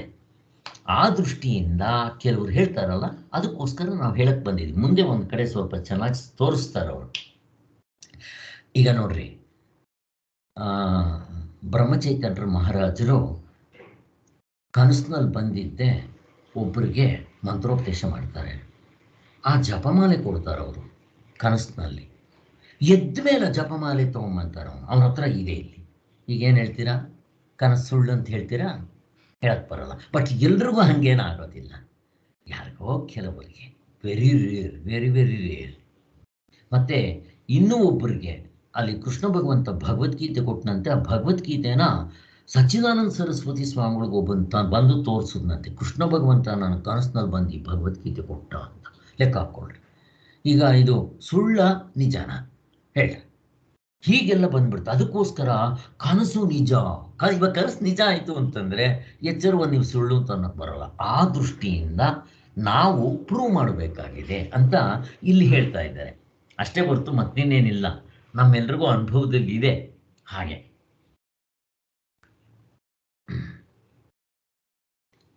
ಇದು ಅವು ಸತ್ಯವೆಲ್ಲವೆಂಬುದು ಹೇಗೆ ಅನ್ನೋದಕ್ಕೆ ಇಲ್ಲಿ ಕೊಟ್ಟಿರುವ ಹೇತು ಯಾವುದೆಂದರೆ, ಈಗ ನಮಗೆ ಕನಸು ಸುಳ್ಳು ಅಂತ ಅನ್ನೋದಕ್ಕೆ ಸೈಂಟಿಫಿಕ್ ಆಗಿ ತೋರಿಸ್ತಾ ಬರ್ತಾರೆ. ತುಂಬ ಇಂಪಾರ್ಟೆಂಟ್, ಚೆನ್ನಾಗಿದೆ ಇದು. ಆದ್ದರಿಂದ ಹೇಗೆ, ಒಳಗೆ ಇರುವುದರಿಂದ. ಈಗ ನಿಮ್ಮ ಕನಸು ಎಲ್ಲಾಗುತ್ತೆ ಸ್ವಾಮಿ, ಒಳಗಡೆ. ಒಳಗಾಯ್ತಾ, ಒಪ್ಕೊಂಡ್ವಿ, ಆಯಿತು. ಈಗ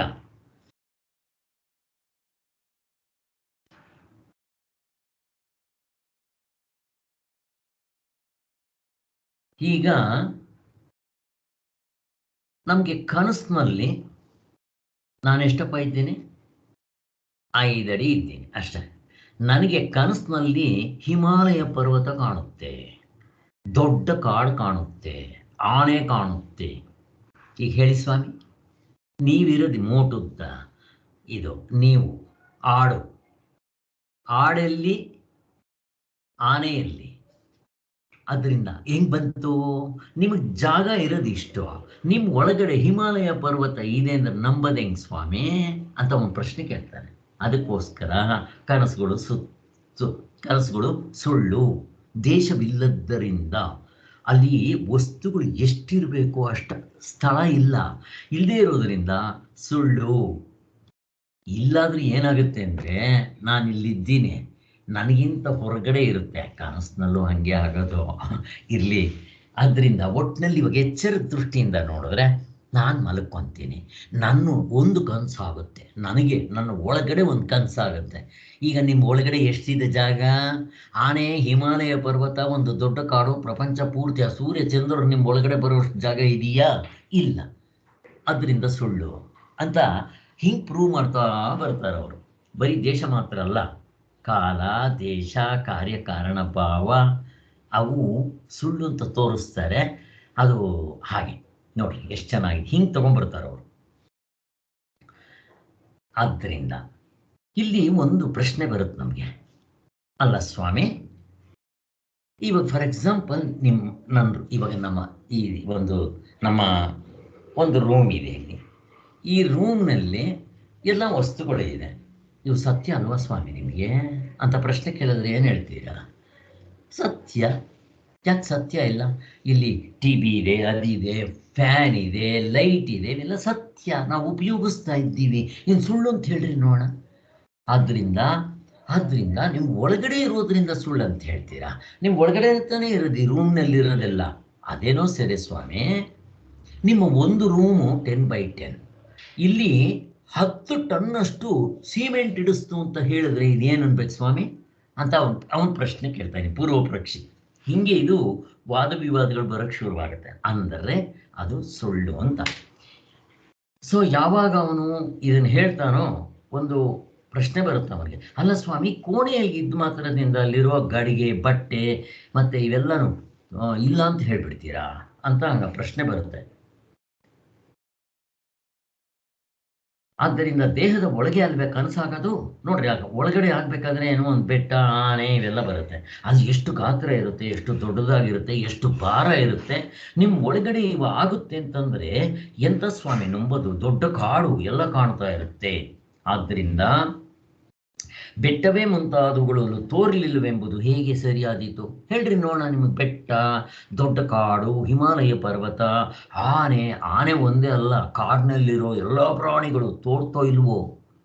ಅದು ಆದ್ದರಿಂದ ಆ ತೋರಿದ ಸತ್ಯ. ಆದರೆ ಎದ್ದ ಮೇಲೆ ಅವು ಸುಳ್ಳು ಅಂತ ನಮಗೆ ಗೊತ್ತಾಗುತ್ತೆ. ಅಂದರೆ ಅಷ್ಟು ಕಾಲ ಇಲ್ಲ, ದೇಶ ಇಲ್ಲ, ಕಾಲ ಅಲ್ಲ ದೇಶ. ಆದ್ದರಿಂದ ನಿಮ್ಗೆ ಎಚ್ಚರದ ಕನಸಿನಲ್ಲಿ ನೀವೇನೇನು ಕಾಣ್ತೀರೋ ಅವೆಲ್ಲ ಸುಳ್ಳು ಅಂತ ಪ್ರೂವ್ ಮಾಡ್ತಾರೆ ಇವರು ಹಿಂಗೆ. ಸೊ ಇದೇನಿದು ಲಾಜಿಕ್. ಬಟ್ ಲಾಜಿಕ್ ಆದರೂ ಅನುಭವದಲ್ಲಿ ಹಾಗೇ ಇದೆ, ನೋಡ್ಕೊಳ್ರಿ. ಅಂತೂ ಅತ್ಯಂತ ಚಿಕ್ಕ ಸ್ಥಳದಲ್ಲಿ, ದೇಶದಲ್ಲಿ ಕನಸಿನ ಪದಾರ್ಥಗಳನ್ನು ಕಾಣುವುದರಿಂದ ಆ ಪದಾರ್ಥಗಳು ಹುಸಿ ತೋರಿಕೆ, ಸುಳ್ಳು ಅಂತ ಆಯಿತು ಅಂತ ಹೇಳ್ತಾರೆ. ಇದನ್ನ ಬರೀ ಎಚ್ಚರ ಕನಸು ನಿದ್ದೆಯಿಂದ ತೋರಿಸಿದ ಮಾತ್ರ ಅಲ್ಲ, ಈ ಸೂತ್ರ ಭಾಷೆದಲ್ಲೂ ಬಾದರಾಯಣರು ಇದಕ್ಕೆ ಒಂದು ಮಂತ್ರದಿಂದ ಕೂಡ ತೋರಿಸಿದ್ದಾರೆ. ಮಾಯಾ ಮಾತ್ರಂತೂ ಕಾರ್ತ್ನೈ ನಾನ ಅಭಿವ್ಯಕ್ತ ಸ್ವರೂಪತ್ವಾತ್ ಅಂತ ಅಲ್ಲಿ ಆ ಸೂತ್ರದಲ್ಲೂ ಕೂಡ ಇದನ್ನು ಸ್ಪಷ್ಟವಾಗಿ ಸಿದ್ಧಪಡಿಸಿದ್ದಾರೆ. ಆದ್ದರಿಂದ ಕನಸಿನ ಸೃಷ್ಟಿಯು ಮಾಯಾ ಮಾತ್ರವಾಗಿದೆ ಅಂತ ಶಾಸ್ತ್ರನೂ ಹೇಳುತ್ತೆ. ನಮ್ಮ ಸಾರ್ವತ್ರಿಕ ಪೂರ್ಣಾನುಭವದಿಂದನೂ ಇದೆ ಅಂತ ಇಷ್ಟು ತೋರಿಸ್ತಾರೆ. ಅಲ್ಲಿಗೆ ನಿಮ್ಗೆ ಯಾವುದಾದ್ರೂ ವಸ್ತುಗಳು ಸತ್ಯವಾಗಿರಬೇಕಾದ್ರೆ ಅವುಗಳು ಇರೋದಕ್ಕೆ ಜಾಗ ಇರಬೇಕು. ಆ ವಸ್ತು ಎಷ್ಟಿರುತ್ತೋ ಅದಕ್ಕಿಂತ ಅಷ್ಟಾದರೂ ಇರಬೇಕು ಜಾಗ ಅಂತ. ಅಲ್ಲಿಗೆ ದೇಶ ಇಂಪಾರ್ಟೆಂಟು. ಅಲ್ಲಿಗೆ ನನ್ನ ಕನಸಿನಲ್ಲಿ ಈ ಸೂರ್ಯ, ಚಂದ್ರ, ಭೂಗೋಳ, ಖಗೋಳ, ಭೂಗೋಳ ಎಲ್ಲನೂ ಅದರಲ್ಲಿ ಬಂದ್ಬಿಡುತ್ತಲ್ವ. ಇಷ್ಟು ಆಧ್ಯಾತ್ಮಿಕ, ಆದಿಭೌತಿಕ, ಆದಿದೈವಿಕ ಇಷ್ಟು ತೋರುತ್ತೆ ಅಂದರೆ ಹೇಗೆ ಹೇಳ್ತೀರ ಸತ್ಯ ಅಂತ? ಹೀಗೆ ಪ್ರೂವ್ ಮಾಡ್ತಾರೆ. ಇಷ್ಟೆಲ್ಲ ನಾವು ಸರ್ಕಸ್ ಮಾಡಬೇಕಾಗಿಲ್ಲ. ಎದ್ದ ಮೇಲೆ ಎಂತ ದಡ್ಡನೊಚ್ಚೆ ಕನಸು ಸುಳ್ಳು ಬಿಡ್ರಿ ಅಂತ ಒಂದೇ ಸಾರಿ ಹೊಡೆದಾಕ್ತಾನೆ. ಇಲ್ಲಿ ಯಾಕೆ ಇಷ್ಟೆಲ್ಲ ಸರ್ಕಸ್ ಮಾಡ್ತಾ ಇದ್ದಾರೆ ಅಂದ್ರೆ ಆವಾಗಲೇ ಹೇಳಿದ್ನಲ್ಲ 3 ಪಾಯಿಂಟ್ಗಳು, ಅದಕ್ಕೋಸ್ಕರ.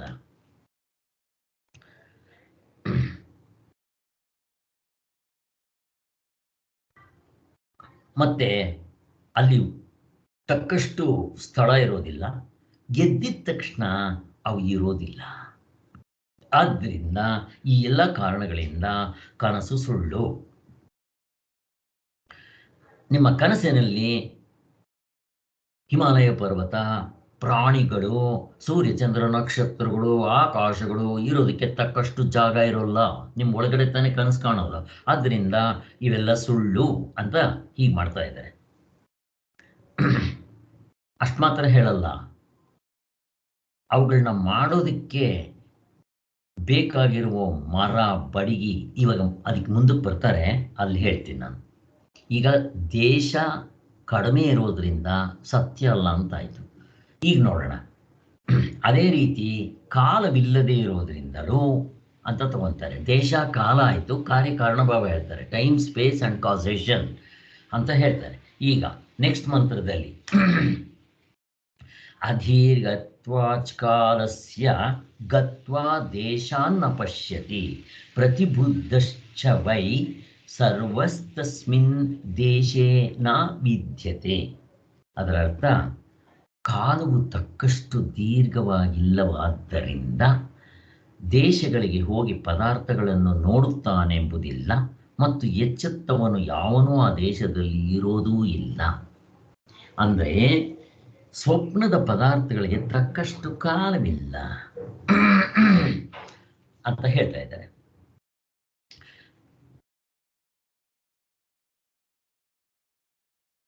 ಇವಾಗ ದೇಶ ಇಲ್ಲ, ವಸ್ತುಗಳು ತುಂಬ ಜಾಸ್ತಿ ಇದೆ, ನನ್ನ ಶರೀರದ ಒಳಗಡೆ ಅಷ್ಟು ಸ್ಥಳ ಇಲ್ಲ, ಆದ್ದರಿಂದ ಸುಳ್ಳು ಅಂದರು. ಈಗ ಕಾಲ ಅಂತ ತಗೊಂಡ್ಬರ್ತಾರೆ. ಕಾಲಕ್ಕೆ ಹೆಂಗೆ ತೋರಿಸ್ತಾರೆ ಅವರು?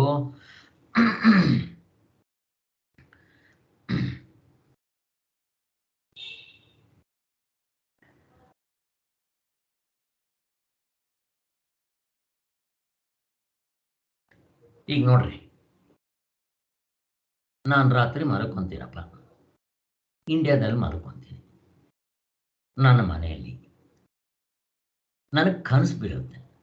ಆ ಕನಸಿನಲ್ಲಿ ನಾನು ಅಮೇರಿಕಾದಲ್ಲಿ ನನ್ನ ಮಗನ ಮನೆಯಲ್ಲಿ ಇದ್ದೆ, 6 ತಿಂಗಳಲ್ಲಿ ಹೋಗ್ತೀನಲ್ಲ, ಇದ್ದಪ್ಪ ಅಲ್ಲಿ. ಈಗ ನನಗೆ ಕನಸು ಬಿದ್ದಿದ್ದು ಎಷ್ಟೊತ್ತು? 1 ಗಂಟೆ ಇರ್ಬೋದು ಅಂತ ಇಟ್ಕೊಳ್ರಿ.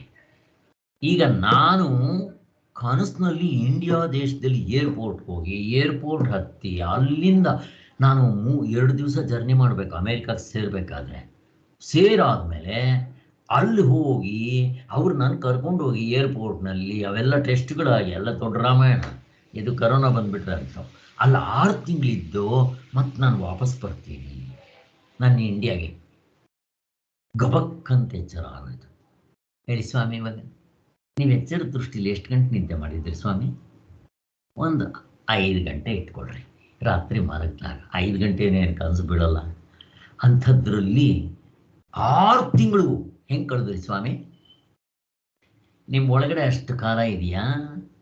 ಈಗ ಹೇಗೆ ನೀವು ಕನಸನ್ನ ಹೇಗೆ ಸತ್ಯ ಅಂತೀರಾ ಅಂತ ಅವ್ರು ಹಂಗೆ ತಗೊಳ್ಳೋದು. ಮತ್ತು ಅಲ್ಲಿ ಒಬ್ಬ ಸ್ನೇಹಿತನೆಲ್ಲ ಮೀಟ್ ಮಾಡಿರ್ತೀರ, ಅಲ್ಲಿ ಬೈ ಚಾನ್ಸ್, ಇಲ್ಲೇನೋ ಅಮೇರಿಕಾ ಹೇಳ್ತಾ ಇದ್ದೀನಿ, ಹಾಗೆ ಬೈ ಚಾನ್ಸ್ ನಾನು ಕನಸಿನಲ್ಲಿ ಇನ್ನೊಬ್ಬ ಸ್ನೇಹಿತ ಬರ್ತಾನೆ, ಎಲ್ಲೋ ಕಾಡಿಗೆ ಹೋಗ್ತೀವಿ, ಅಲ್ಲಿ ಹೋಗಿದ್ದೆ ಬೇಕಾದಷ್ಟು ಎಲ್ಲ ಅಲ್ಲಿ ಒಂದು ಟ್ರಿಪ್ ಥರ ಮಾಡಿಕೊಂಡು 1 ವಾರ ಕಳ್ಕೊಂಡು ಬರ್ತೀವಿ. ಬಂದಮೇಲೆ ಆ ಫ್ರೆಂಡ್ ಕೇಳ್ತೀನಿ, ನೋಡೋ ನಾನು ನೀನು ಇಬ್ಬರು ಕನಸಿನಲ್ಲಿ ಹೋಗಿದ್ವಿ, ಆದ್ದರಿಂದ ನೀನು ಬಂದಿದ್ದೆ, ತುಂಬ ಚೆನ್ನಾಗಿ ಎಂಜಾಯ್ ಮಾಡಿದ್ವಿ, ನಿನಗೂ ಅದೇ ಅನುಭವ ಇದೆಯಲ್ಲ ಅಂತ ಕೇಳಿದ್ರೆ ಅವನೇನು ಹೇಳ್ತಾನೆ, ನನಗೇನದಾಗಿಲ್ಲ ಕಣೋ, ನಾನು ಕನಸಿನಲ್ಲಿ ನಾನು ನಿನ್ನ ಕನಸಿನಲ್ಲಿ ಬಂದಿರ್ಬೋದು, ನಾನೇನು ನಿನ್ನ ಕನಸಿಗೆ ಬಂದಿಲ್ಲ ಅಂತಾನೆ. ಈಗೇನು ಮಾಡ್ತೀರಾ? ಹಾಗೆ ದೇಶ ಆಗಲಿ, ಜನಗಳಾಗಲಿ, ಬೇರೆಯವ್ರನ್ನ ಕೇಳಿದ್ರೆ ಯಾರಾದರೂ ಬಂದಿರ್ತಾರೆ ಅಲ್ಲಿಗೆ, ಎಲ್ಲ ಸುಳ್ಳಾಯ್ತಲ್ಲ ಅಂತ ಅವರಲ್ಲಿ ಆ ಥರ ತೆಗ್ದಾಕ್ತಾರೆ ಅಂತ ಹೇಳ್ತಾರೆ. ತಕ್ಕಷ್ಟು ಕಾಲವಿಲ್ಲದ್ದರಿಂದ ಸ್ವಪ್ನಗಳು ಮಿಥ್ಯೆ ಎಂಬುದನ್ನು ತಿಳಿಸುವುದಕ್ಕಾಗಿ ಇಲ್ಲಿ ಇನ್ನೊಂದು ಶಂಕೆ ಎಬ್ಬಿಸಿದ್ದಾರೆ. ಸ್ವಪ್ನದ ದೃಶ್ಯಗಳು ಸಂಕುಚಿತವಾದ ಪ್ರದೇಶದಲ್ಲಿರುವುದರಿಂದ ಹುಸಿ ಅಂತ ತೋರಿಸಿದ್ರು. ನಮ್ಮ ಈಗ ದೇಶ ಚಿಕ್ಕದಾಗಿರೋದ್ರಿಂದ ಅದನ್ನು ಕನಸು ನಿಜ ಅಲ್ಲ ಅಂತ ತೋರಿಸಿದ್ರು. ಈಗ ಕಾಲವನ್ನು ತೋರಿಸ್ಬೇಕಾಗಿದೆ. ರಾತ್ರಿಯಲ್ಲಿ ನಿದ್ದೆ ಮಾಡಿದಾಗ ದೂರದಲ್ಲಿರುವ ಒಂದು ಕಾಡಿನಲ್ಲಿ ಅಲದಾಡಿ ಕನಸು ಕಾಣ್ತಾನೆ ಅಂತ ಇಟ್ಕೊಳ್ರಿ.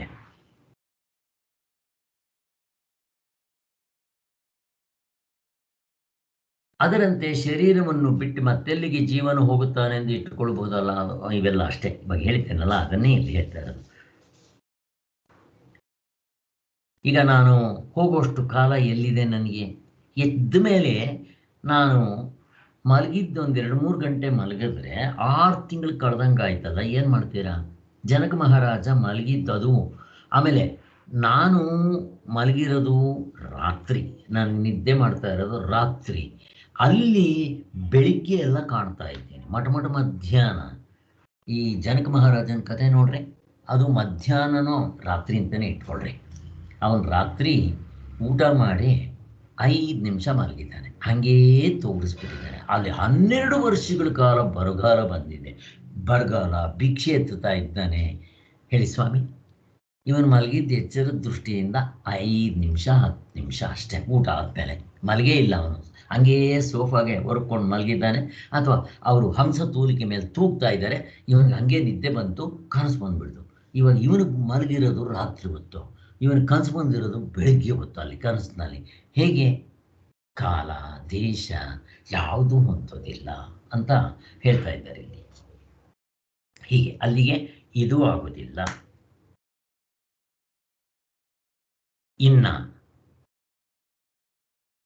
ಎದ್ದ ಮೇಲೆ ದೇಶ ಕಾಲಗಳು ಬಾಧಿತವಾಗಿಬಿಡುತ್ತೆ, ನಾವು ಹೇಳಲೇಬೇಕಾಗಿಲ್ಲ ಅಲ್ವಾ? ಹೀಗೆ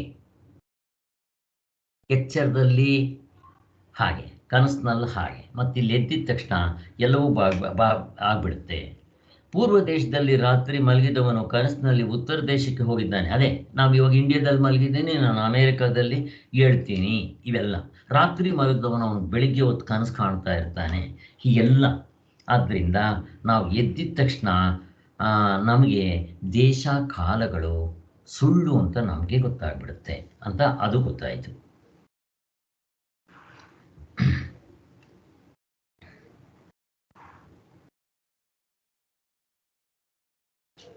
ಆದ್ದರಿಂದ ಇದೆಲ್ಲ ಬರಿಯ ಕನಸು, ನಿಜವಲ್ಲ ಎಂದೇ ನಿದ್ರಿಸಿ ಎಚ್ಚೆತ್ತವನು ನಂಬ್ತಾನೆ. ಆದ್ದರಿಂದ ಕನಸಿನ ಬಾಧೆಯೂ ಆಯಿತು. ಅಂದರೆ ಕನಸು ಸತ್ಯವಲ್ಲ, ಬಾಧಿತವಾಯಿತು. ಶರೀರವನ್ನು ಬಿಟ್ಟು ಮತ್ತೊಂದು ಕಡೆಗೆ ಹೋಗಿ ಸಂಚರಿಸುತ್ತಾನೆ ಎಂದು ಶ್ರುತಿಗಾದರೂ ಮುಖ್ಯಾರ್ಥದಲ್ಲಿ ತಾತ್ಪರ್ಯವಿಲ್ಲ ಅಂತ.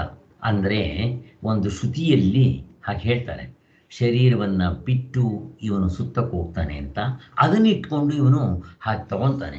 ತನ್ನ ಶರೀರದೊಳಗೆ ಸ್ವೇಚ್ಛೆಯಿಂದ ತಿರುಗಾಡುತ್ತಾನೆ ಅಂತ ಬೃಹದಾರಣ್ಯಕ ಉಪನಿಷತ್ನಲ್ಲಿ ಹೇಳಿದೆಯಲ್ಲ ಅಂತ ಅವನು ಪೂರ್ವ ಪಕ್ಷಿ ಎತ್ತುತ್ತಾನೆ. ಅವನು ಏನೆತ್ತಿದ್ರೂ ಕೂಡ ನಮ್ಮ ಅನುಭವವನ್ನು ನೋಡಿಕೊಂಡಾಗ, ಆದ್ದರಿಂದ ಕನಸಿನಲ್ಲಿ ದೇಶಾಂತರಕ್ಕೆ ಹೋಗಿರುವುದಿಲ್ಲ, ಅಲ್ಲಿ ಮತ್ತೊಂದು ಕಾಲವು ಇತ್ತು ಎಂಬುದು ನಿಜ ಅಲ್ಲ ಅಂತ. ಆದ್ದರಿಂದ ಅಲ್ಲಿ ಕನಸಿನಲ್ಲಿ ತೋರಿದಂಥ ಎಲ್ಲ ದೃಶ್ಯಗಳು ಸುಳ್ಳು ಅಂತ ಗೊತ್ತಾಗುತ್ತೆ. ಅಲ್ಲಿಗೆ ಕನಸಿನ ನನ್ನ ಶರೀರದ ಒಳಗಡೆ ಕಾಲ ದೇಶ ಅಷ್ಟೊಂದಿಲ್ಲ ಅನ್ನೋದು ತೋರಿಸಿದ್ದಾಯಿತು. ಈಗ ಇನ್ನೊಂದು ತೋರಿಸ್ಬೇಕಾಗಿದೆ. ಏನು ತೋರಿಸ್ಬೇಕಾಗಿದೆ? ಕಾಲ ದೇಶ ಆದಮೇಲೆ ಕಾರ್ಯ ಕಾರಣ ಭಾವ ತೋರಿಸ್ಬೇಕು, ನಿಮಿತ್ತ. ಆ ಸ್ವಪ್ನಗಳು ಆಗಬೇಕಾದ್ರೆ ಆ ನಿಮಿತ್ತ ಇರಬೇಕಲ್ಲ, ಅದು ತೋರಿಸ್ಬೇಕು ಸ್ವಾಮಿ ನೀವು ಅಂತಾರೆ. ಹೇಗೆ?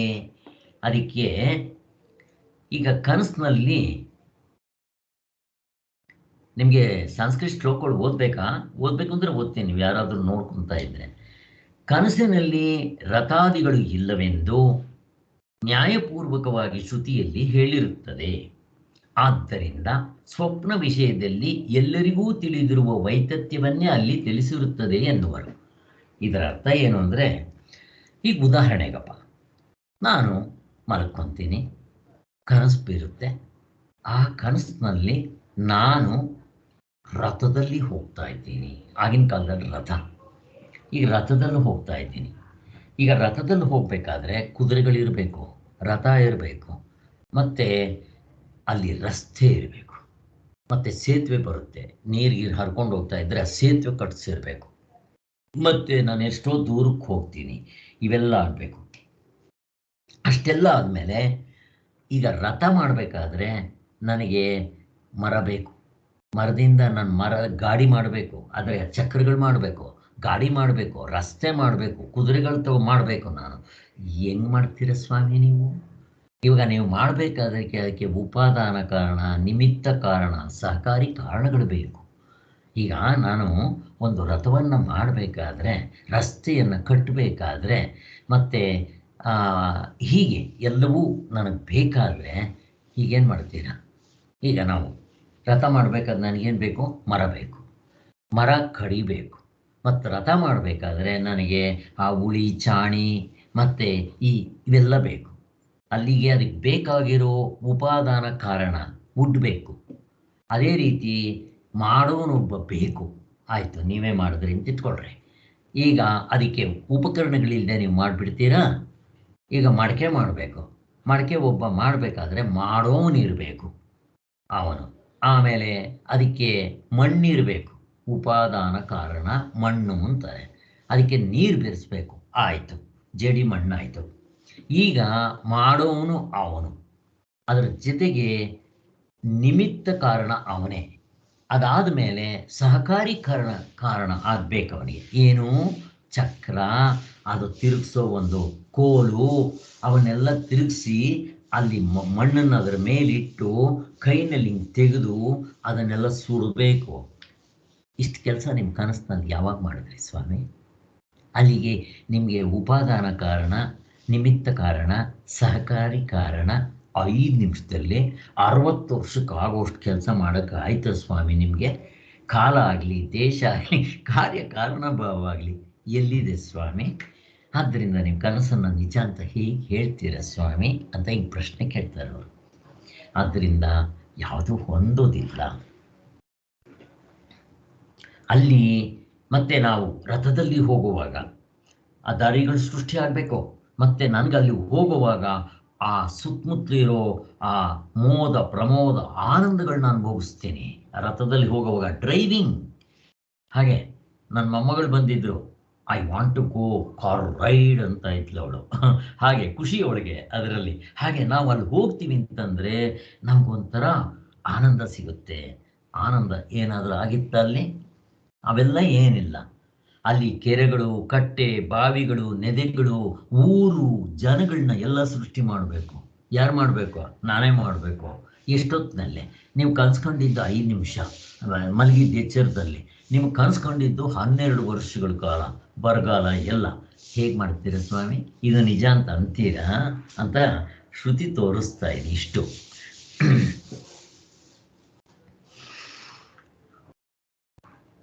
ಮತ್ತೆ ಅಲ್ಲಿ ಆ ಸೂರ್ಯನ ಬೆಳಕು ಎಲ್ಲ ಬೇಕು. ತಕ್ಕಷ್ಟು ಸ್ವಪ್ನದಲ್ಲಿ ತಕ್ಕಷ್ಟು ದೇಶಕಾಲಗಳಿರಬೇಕು. ಆ ವಸ್ತುಗಳನ್ನು ಮಾಡೋದಕ್ಕೆ ನಿಮಿತ್ತ ಕಾರಣಗಳು ಮಾಡೋನು ಬೇಕು. ಇಷ್ಟೆಲ್ಲ ಆದಮೇಲೆ ಅಲ್ಲಿ ಆದಿಭೌತಿಕ, ಆದಿದೈವಿಕ ಇರಬೇಕು. ಎಲ್ಲವೂ ಇರುತ್ತೆ ಕನಸಿನಲ್ಲೇ. ಆದರೆ ಆ ಕರಣಗಳಾಗಲಿ, ಚಕ್ಷುರೇಂದ್ರಿಯಗಳಾಗಲಿ, ನನಗೆ ಕನಸಿನಲ್ಲಿ ಈ ಕರ್ಣಗಳಿರುತ್ತಾ, ಕರ್ಮೇಂದ್ರಿಯ ಇರುತ್ತಾ? ಎಚ್ಚರ ದೃಷ್ಟಿಯಿಂದ ಹೇಳುತ್ತೆ. ಮತ್ತೆ ಇವಾಗ ನಾನು ಎಚ್ಚರ ದೃಷ್ಟಿಯಿಂದ ಕನಸನ್ನು ಹೇಳಿದರೆ ಅಲ್ಲಿ ಆದಿದೈವಿಕ ಇಲ್ಲ. ಎಚ್ಚರ ದೃಷ್ಟಿಯಿಂದ ಹೇಗೆ ನಾನು ಕನಸು ಕಾಣೋದು? ಈ ಶರೀರನೇ ಬರೋಲ್ಲ ಅಲ್ಲಿಗೆ. ಮತ್ತೇನಿರುತ್ತಲ್ಲಿ?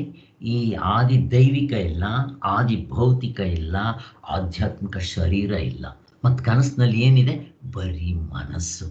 ಆ ಮನಸ್ಸು ಎಚ್ಚರದಲ್ಲಿ ನಾನು ಕಂಡಿದ್ದನ್ನು ಸಂಸ್ಕಾರ ರೂಪದಲ್ಲಿ ಎಳ್ಕೊಂಡು ನನಗೆ ಕನಸನ್ನು ಸೃಷ್ಟಿ ಮಾಡ್ಕೊತೀನಿ. ಈಗ ಅಲ್ಲಿ ಬೆಳಕಿದೆ. ಯಾವ ಬೆಳಕು? ಸೂರ್ಯನ ಬೆಳಕು. ಈಗ ಆ ಸೂರ್ಯನ ಬೆಳಕನ್ನು ಬೆಳಗ್ತಾ ಇರೋನು ಯಾರು? ನಮ್ಮ ನಿಜವಾದ ಆತ್ಮದ ಬೆಳಕು. ಹೀಗೆ ತಗೋಬೇಕು. ಈ ಸೂರ್ಯ ಅಲ್ಲಿಗೆ ಬರಲ್ಲ. ಆದ್ದರಿಂದ ಈ ಕರಣಗಳಾಗಲಿ, ಚಕ್ಷುರಾದಿಗಳಾಗಲಿ, ನೆರವಾಗುವ ಸೂರ್ಯ ಜ್ಯೋತಿಗಳಾಗಲಿ ಅಲ್ಲಿ ಬರೋದಿಲ್ಲ. ಅಲ್ಲೇ ಬೇರೆ ಸೆಟ್ಟು. ಬಟ್ ಮನಸ್ಸು ಸೃಷ್ಟಿ ಮಾಡಿರೋದು. ಅಂತ ಹೇಳ್ತಾ ಇದ್ದಾರೆ. ಈ ಬಂಡಿಗೆ ಮುಂತಾದವುಗಳನ್ನು ಮಾಡುವುದಕ್ಕೆ ಅವಶ್ಯಕವಾಗಿರುವ ಕಟ್ಟಿಗೆ, ಉಳಿ, ಬಾಚಿ ಇವೆಲ್ಲ ಎಲ್ಲಿದೆ ಅಲ್ಲಿ? ಆದ್ದರಿಂದ ದೃಶ್ಯಗಳನ್ನು ನೋಡುವ ಅಂತಃಕರಣ ವೃತ್ತಿಯು ಕನಸು ಕಾಣುವಾತನಿಗೆ ತತ್ಕಾಲಕ್ಕೆ ಎದ್ದುಕೊಳ್ಳುತ್ತೆ ಎನ್ನಬೇಕು. ಆ ಕನಸನ್ನು ಕಾಣಬೇಕಾದ್ರೆ ಆ ತತ್ಕಾಲಕ್ಕೆ ಮಾತ್ರ ಆ ಮನಸ್ಸು, ಬಟ್ ಈ ಮನಸ್ಸಲ್ಲ, ಬೇರೆ ಮನಸ್ಸು. ಕನಸಿನಲ್ಲಿ ಕಂಡ ವಸ್ತುಗಳು ಎಚ್ಚೆತ್ತ ಮೇಲೆ ಸತ್ಯವಾಗಿ ಇರುತ್ತಾ, ಇರೋದಿಲ್ಲ ಅಂತ ನಮಗೆ ಗೊತ್ತಾಗ್ಬಿಡುತ್ತೆ ಅಂತ ಗೊತ್ತಾಯ್ತು. ಇದಿಷ್ಟು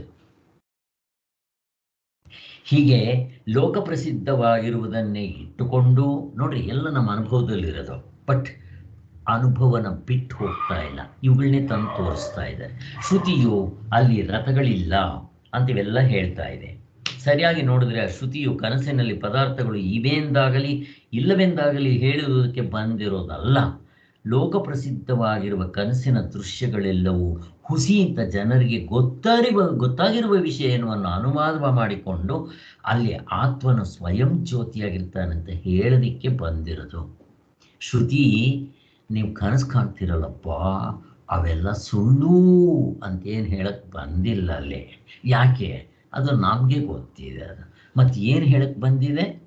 ಇವೆಲ್ಲ ಸುಳ್ಳು ಸೆರೆ, ಆದರೆ ಅಲ್ಲಿ ಸ್ವಯಂ ಜ್ಯೋತಿ ಆಗಿರೋ ನಿಮ್ಮ ಅಸ್ತಿತ್ವ ಇದೆ, ಅದನ್ನು ನೋಡ್ಕೊಳ್ರಿ ಅಂತ ಹೇಳಕ್ಕೆ ಬಂದಿದೆ.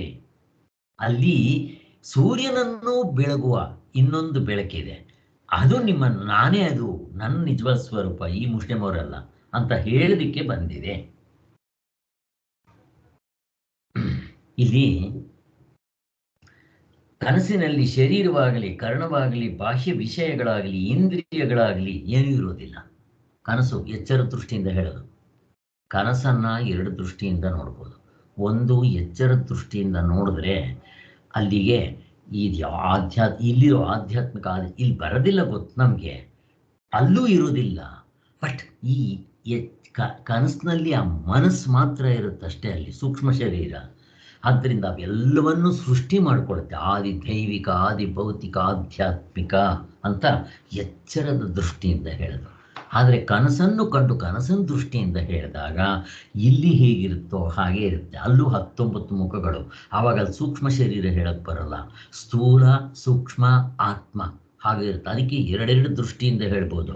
ಶಾಸ್ತ್ರದಲ್ಲಿ ಯಾವುದನ್ನು ಎಲ್ಲಿ ಹೇಳ್ತಾರೆ ಠಕ್ ಅಂತ ನಮ್ಮ ಮನಸ್ಸು ಟಕ್ ಅಂತ ಅದು ಚೇಂಜ್ ಮಾಡ್ಕೊಂಡ್ಬಿಡ್ಬೇಕು. ಓಹೋ, ಇದು ಎಚ್ಚರ ದೃಷ್ಟಿಯಿಂದ ಹೇಳ್ತಾರೆ, ಕನಸಿನ ದೃಷ್ಟಿಯಿಂದ ಹೇಳ್ತಾ ಇದ್ದಾರೆ ಅಂತ ನಮ್ಗೆ ಗೊತ್ತಾಗ್ಬಿಡ್ಬೇಕು. ಇಲ್ಲೆಲ್ಲ ಎಚ್ಚರ ದೃಷ್ಟಿಯಿಂದ ಹೇಳ್ತಾ ಇದ್ದಾರೆ ನೋಡ್ರಿ ಇಲ್ಲಿ. ಹಾಗೆ ಕನಸಿನಗಳಲ್ಲಿ ದೃಶ್ಯಗಳೆಲ್ಲವೂ ಹುಸಿ ಎಂದು ಜನರು ಅದಲ್ಲ, ಅಂತಃಕರಣವೇ ಎಲ್ಲ ಆಕಾರವಾಗಿ ಪರಿಣಮಿಸುತ್ತೆ ಅಂತ ಹೇಳ್ತಾ ಇದ್ದಾರೆ. ಎಲ್ಲ ದೃಶ್ಯಗಳಾಗಿ ಅದೇ ಮಾಡಿಕೊಳ್ಳುತ್ತೆ. ಈ ವೃತ್ತಿಯನ್ನು ಆತ್ಮನು ತನ್ನ ಸ್ವಾಭಾವಿಕವಾದ ಚೈತನ್ಯದಿಂದ ಬೆಳಗ್ತಾ ಇರ್ತಾನೆ, ಅದನ್ನು ನೋಡ್ಕೊಳ್ರಿ ಅಂತ ಹೇಳಕ್ ಬಂದಿರೋದು. ಅವನು ಸ್ವಯಂ ಜ್ಯೋತಿಯಾಗಿರ್ತಾನೆ ಅಂತ ತಿಳಿಸ್ಕೊಡೋದಕ್ಕೆ ಶ್ರುತಿ ಉದ್ದೇಶ. ಹಿಂದೆ ಯಾಜ್ಞವಲ್ಕರ್ನ ಅವನೊಂದು ಪ್ರಶ್ನೆ ಕೇಳಿರ್ತಾನೆ. ಏನಂತ? ಬೆಳಿಗ್ಗೆ ಹೊತ್ತು ಸೂರ್ಯನ ಬೆಳಕಿನಲ್ಲಿ ಕೆಲಸ ಮಾಡಿಬಿಡ್ತೀವಿ, ರಾತ್ರಿ ಹೊತ್ತು ಅಮಾವಾಸ್ಯೆ ಪೂರ್ಣಚಂದ್ರನಲ್ಲಿ ಕೆಲಸ ಮಾಡ್ತೀವಿ. ಆವಾಗಲೂ ಅದು ಇಲ್ಲದೆ ಇದ್ದರೆ ಜನಗಳು ಹೇಗೆ ಕೆಲಸ ಮಾಡ್ತಾರೆ, ಯಾವ ಬೆಳಕಿನಿಂದ ಕೆಲಸ ಮಾಡ್ತಾರೆ ಅಂತ ಪ್ರಶ್ನೆ ಕೇಳಿದ್ರು. ನಾವು ಅದನ್ನೆಲ್ಲ ಬಿಡಿಸಿದ್ದೀವಿ ಬೇಕಾದಷ್ಟು ಸಲ. ಸೊ ಈಗ ಬೆಳಗ್ಗೆ ಹೊತ್ತು ಸೂರ್ಯನ ಬೆಳಕು, ರಾತ್ರಿ ಹೊತ್ತು ಚಂದ್ರನ ಬೆಳಕು ಆಯಿತು. ಆವತ್ತು ಅಲ್ಲಿ ಅವನು ಮರಗಳು ತುಂಬ ಇತ್ತು, ಚಂದ್ರನ ಬೆಳಕು ಗೊತ್ತಾಗ್ತಾ ಇಲ್ಲ ಅಲ್ಲಿ, ಆದ್ದರಿಂದ ಅವನು ಏನೂ ಕಾಣಿಸ್ತಾ ಇಲ್ಲ ಅವನಿಗೆ. ಈಗ ಮರ ಎಲ್ಲ ತುಂಬ್ಕೊಂಡ್ಬಿಟ್ಟಿದೆ, ಕಾಡು ಥರ ಆಗಿಬಿಟ್ಟಿದೆ, ಅವನಿಗೆ ಚಂದ್ರನ ಬೆಳಕು ಏನಿಲ್ಲ, ಹೊರಗಡೆ ಬೆಳಕಿಲ್ಲ, ಏನಿಲ್ಲ. ಅವನ ಹತ್ರ ಏನೋ ಆರ್ಟಿಫಿಷಿಯಲ್ ಲೈಟ್ ಇತ್ತು, ಅದು ಕೂಡ ಬ್ಯಾಟ್ರಿ ಡೌನ್ ಆಗೋಯ್ತು, ಅದು ಆಫ್ ಆಗೋಯ್ತು. ಇವಾಗ ಹೆಂಗೆ ಹೋಗ್ಬೇಕು ಅವನ ಊರಿಗೆ? ಹಂಗೆ ಹೋಗ್ತಾನೆ, ಹತ್ತತ್ರ ಹಂಗೆ ಹೋಗೋಕ್ಕಾಗಲ್ಲ. ಅವನು ತುಂಬ ಹತ್ರಕ್ಕೆ ಹೋಗ್ಬಿಟ್ಟಿರ್ತಾನೆ, ಬಟ್ ಇವಾಗ ಒಂದು ಹೆಜ್ಜೆ ಇಡಕ್ಕೆ ಬರೋಲ್ಲ, ಯಾವ ಕಡೆ ಹೋಗ್ಬೇಕು ಗೊತ್ತಿಲ್ಲ. ಆವಾಗ ಅಲ್ಲಿ ನಾಯಿ ಬೊಗ್ಳಕ್ಕೆ ಶುರುವಾಗುತ್ತೆ. ಓಹೋ, ನನ್ನ ಊರು ಬಂತು ಅಂತ ಹೇಳಿ ಆ ಶಬ್ದ ಹೇಗೆ ಕೇಳಿಸುತ್ತೋ ಆ ದಿಕ್ಕಿನಲ್ಲೇ ನಡ್ಕೊಂಡು ಹೋಗ್ತಾನೆ. ನಡ್ಕೊಂಡು ಹೋಗ್ಬಿಟ್ಟಿದ್ದೆ. ಅವನ ಮನೆ ಇರೋದು ಎಲ್ಲಿದೆ ಅಂತಂದರೆ ಆ ದೇವಸ್ಥಾನದ ಪಕ್ಕದಲ್ಲಿದೆ. ಆ ದೇವಸ್ಥಾನದಲ್ಲಿ ಹೂಗಳೆಲ್ಲ ಮಾರ್ತಾ ಇರ್ತಾರೆ. ಅವನು ಅಲ್ಲಿ ಹತ್ರ ಹೋಗಿದ ತಕ್ಷಣ ವಾಸನೆ ಬರೋಕ್ಕೆ ಶುರು ಆಯಿತು, ಹೂವಿಂದು. ಆ ಹೂವಿನ ವಾಸನೆ ಹಿಡ್ಕೊಂಡು ಹೋಗೋಕ್ಕೆ ಶುರು ಮಾಡ್ದ. ಹೂವಿನ ವಾಸನೆ ಹಿಡ್ಕೊಂಡಿದ್ದ ತಕ್ಷಣ ಆ ದೇವಸ್ಥಾನದ ಪಕ್ಕದ್ದೇ ಮನೆ. ಇವನು ಗೋಡೆ ಕೈಗಳನ್ನ ಉಪಯೋಗಿಸ್ತಾವನು, ಕರ್ಮೇಂದ್ರಿಯಗಳನ್ನ, ಅಂದರೆ ಸ್ಪರ್ಶ. ಉಪಯೋಗಿಸ್ಕೊಂಡು ಒಳಗೆ ಹೋದ ಅಲ್ಲಿ. ಹಾಗೆ ನಮಗೆ ಸೂರ್ಯನ ಬೆಳಕಿಲ್ಲದೆ ಇದ್ದರೂ, ಚಂದ್ರನ ಬೆಳಕಿಲ್ಲದೆ ಇದ್ದರೂ, ಆರ್ಟಿಫಿಷಿಯಲ್ ಬೆಳಕಿಲ್ಲದೆ ಇದ್ದರೂ ಇವುಗಳಿಂದ ಅವನು ಹೋಗ್ತಾನೆ. ಇದೆಲ್ಲ ಸರಿ ಸ್ವಾಮಿ ಎಚ್ಚರದಲ್ಲಿ ಕನಸಿನಲ್ಲಿ ಯಾವ ಬೆಳಕಿನಿಂದ ಹೋಗ್ತಾನೆ ಅಂತ ಪ್ರಶ್ನೆ ಕೇಳಿದ್ರು. ಕನಸಿನಲ್ಲಿ ಆ ಪರಮಾತ್ಮನೇ ಬೆಳಕಿನ ರೂಪದಲ್ಲಿ ಓಡಾಡ್ತಾನೆ ಅಂತ ಆ ಥರ ಹೇಳಿದ್ರು. ಸರಿ, ಇಲ್ಲಿ ನಿದ್ದಿಲ್ ಸ್ವಾಮಿ ಅಲ್ಲಿ ಅಲ್ಲಿ ಸೂರ್ಯನ ಬೆಳಕಾಗಲಿ, ಚಂದ್ರನ ಬೆಳಕಾಗಲಿ, ಆರ್ಟಿಫಿಷಿಯಲ್ ಬೆಳಕಾಗಲಿ, ಕರ್ಮೇಂದ್ರಿಯಗಳಿದೆಯಾ ಅಲ್ಲಿ? ನಾಯಿ ಬೊಗಳೋ ಶಬ್ದ ಕೇಳ್ಕೊಂಡು ಮುಟ್ಟಕ್ಕಾಗುತ್ತಾ? ಇಲ್ಲ. ಅಲ್ಲಿ ಕರ್ಮೇಂದ್ರಿಯಗಳಿಲ್ಲ, ಜ್ಞಾನೇಂದ್ರಿಯಗಳಿಲ್ಲ, ಅಂತಃಕರಣ ಇಲ್ಲ. ಆದರೂ ಕೂಡ ಯಾವ ಬೆಳಕಿನಲ್ಲಿ ವ್ಯವಹಾರ ಇದೆಯಲ್ಲಿ? ವ್ಯವಹಾರ ಇಲ್ಲ. ಮತ್ತೆ ಅಲ್ಲಿ ಬೆಳಕಿದೆಯೋ ಇಲ್ವೋ? ಸ್ವಯಂ ಜ್ಯೋತಿ ತಾನೇ ಬೆಳಕಾಗಿರ್ತಾನೆ. ಆ ಬೆಳಕಿನಿಂದನೇ ಕನಸಿನಲ್ಲೂ ವ್ಯವಹಾರ ಮಾಡ್ತಾ ಇರೋದು. ಆ ಬೆಳಕಿನಿಂದಲೇ ಎಚ್ಚರದಲ್ಲಿ ವ್ಯವಹಾರ ಮಾಡ್ತಾ ಇರೋದು. ನಮ್ಗದು ಗುರುತಿಸ್ತಾ ಇರೋದ್ರಿಂದ ದಡ್ಡ್ರು ನಾವು ಇದನ್ನ ಬೆಳಕು ಅಂತ ಕರಿತಾ ಇದ್ದೀವಿ. ಸೂರ್ಯನ ಬೆಳಕು, ಚಂದ್ರನ ಬೆಳಕು, ಆರ್ಟಿಫಿಷಿಯಲ್ ಬೆಳಕು ಅಂತ ನಾವು ಮಾಡ್ಕೊಂಡಿದ್ದೀವಿ. ನಿಜವಾಗ್ಲೂ ವಿಚಾರ ಮಾಡಿ ನೋಡಿದ್ರೆ ಅದು ಸ್ವಯಂ ಜ್ಯೋತಿ, ಕೋಟಿ ಸೂರ್ಯ ಸಮಪ್ರಭ.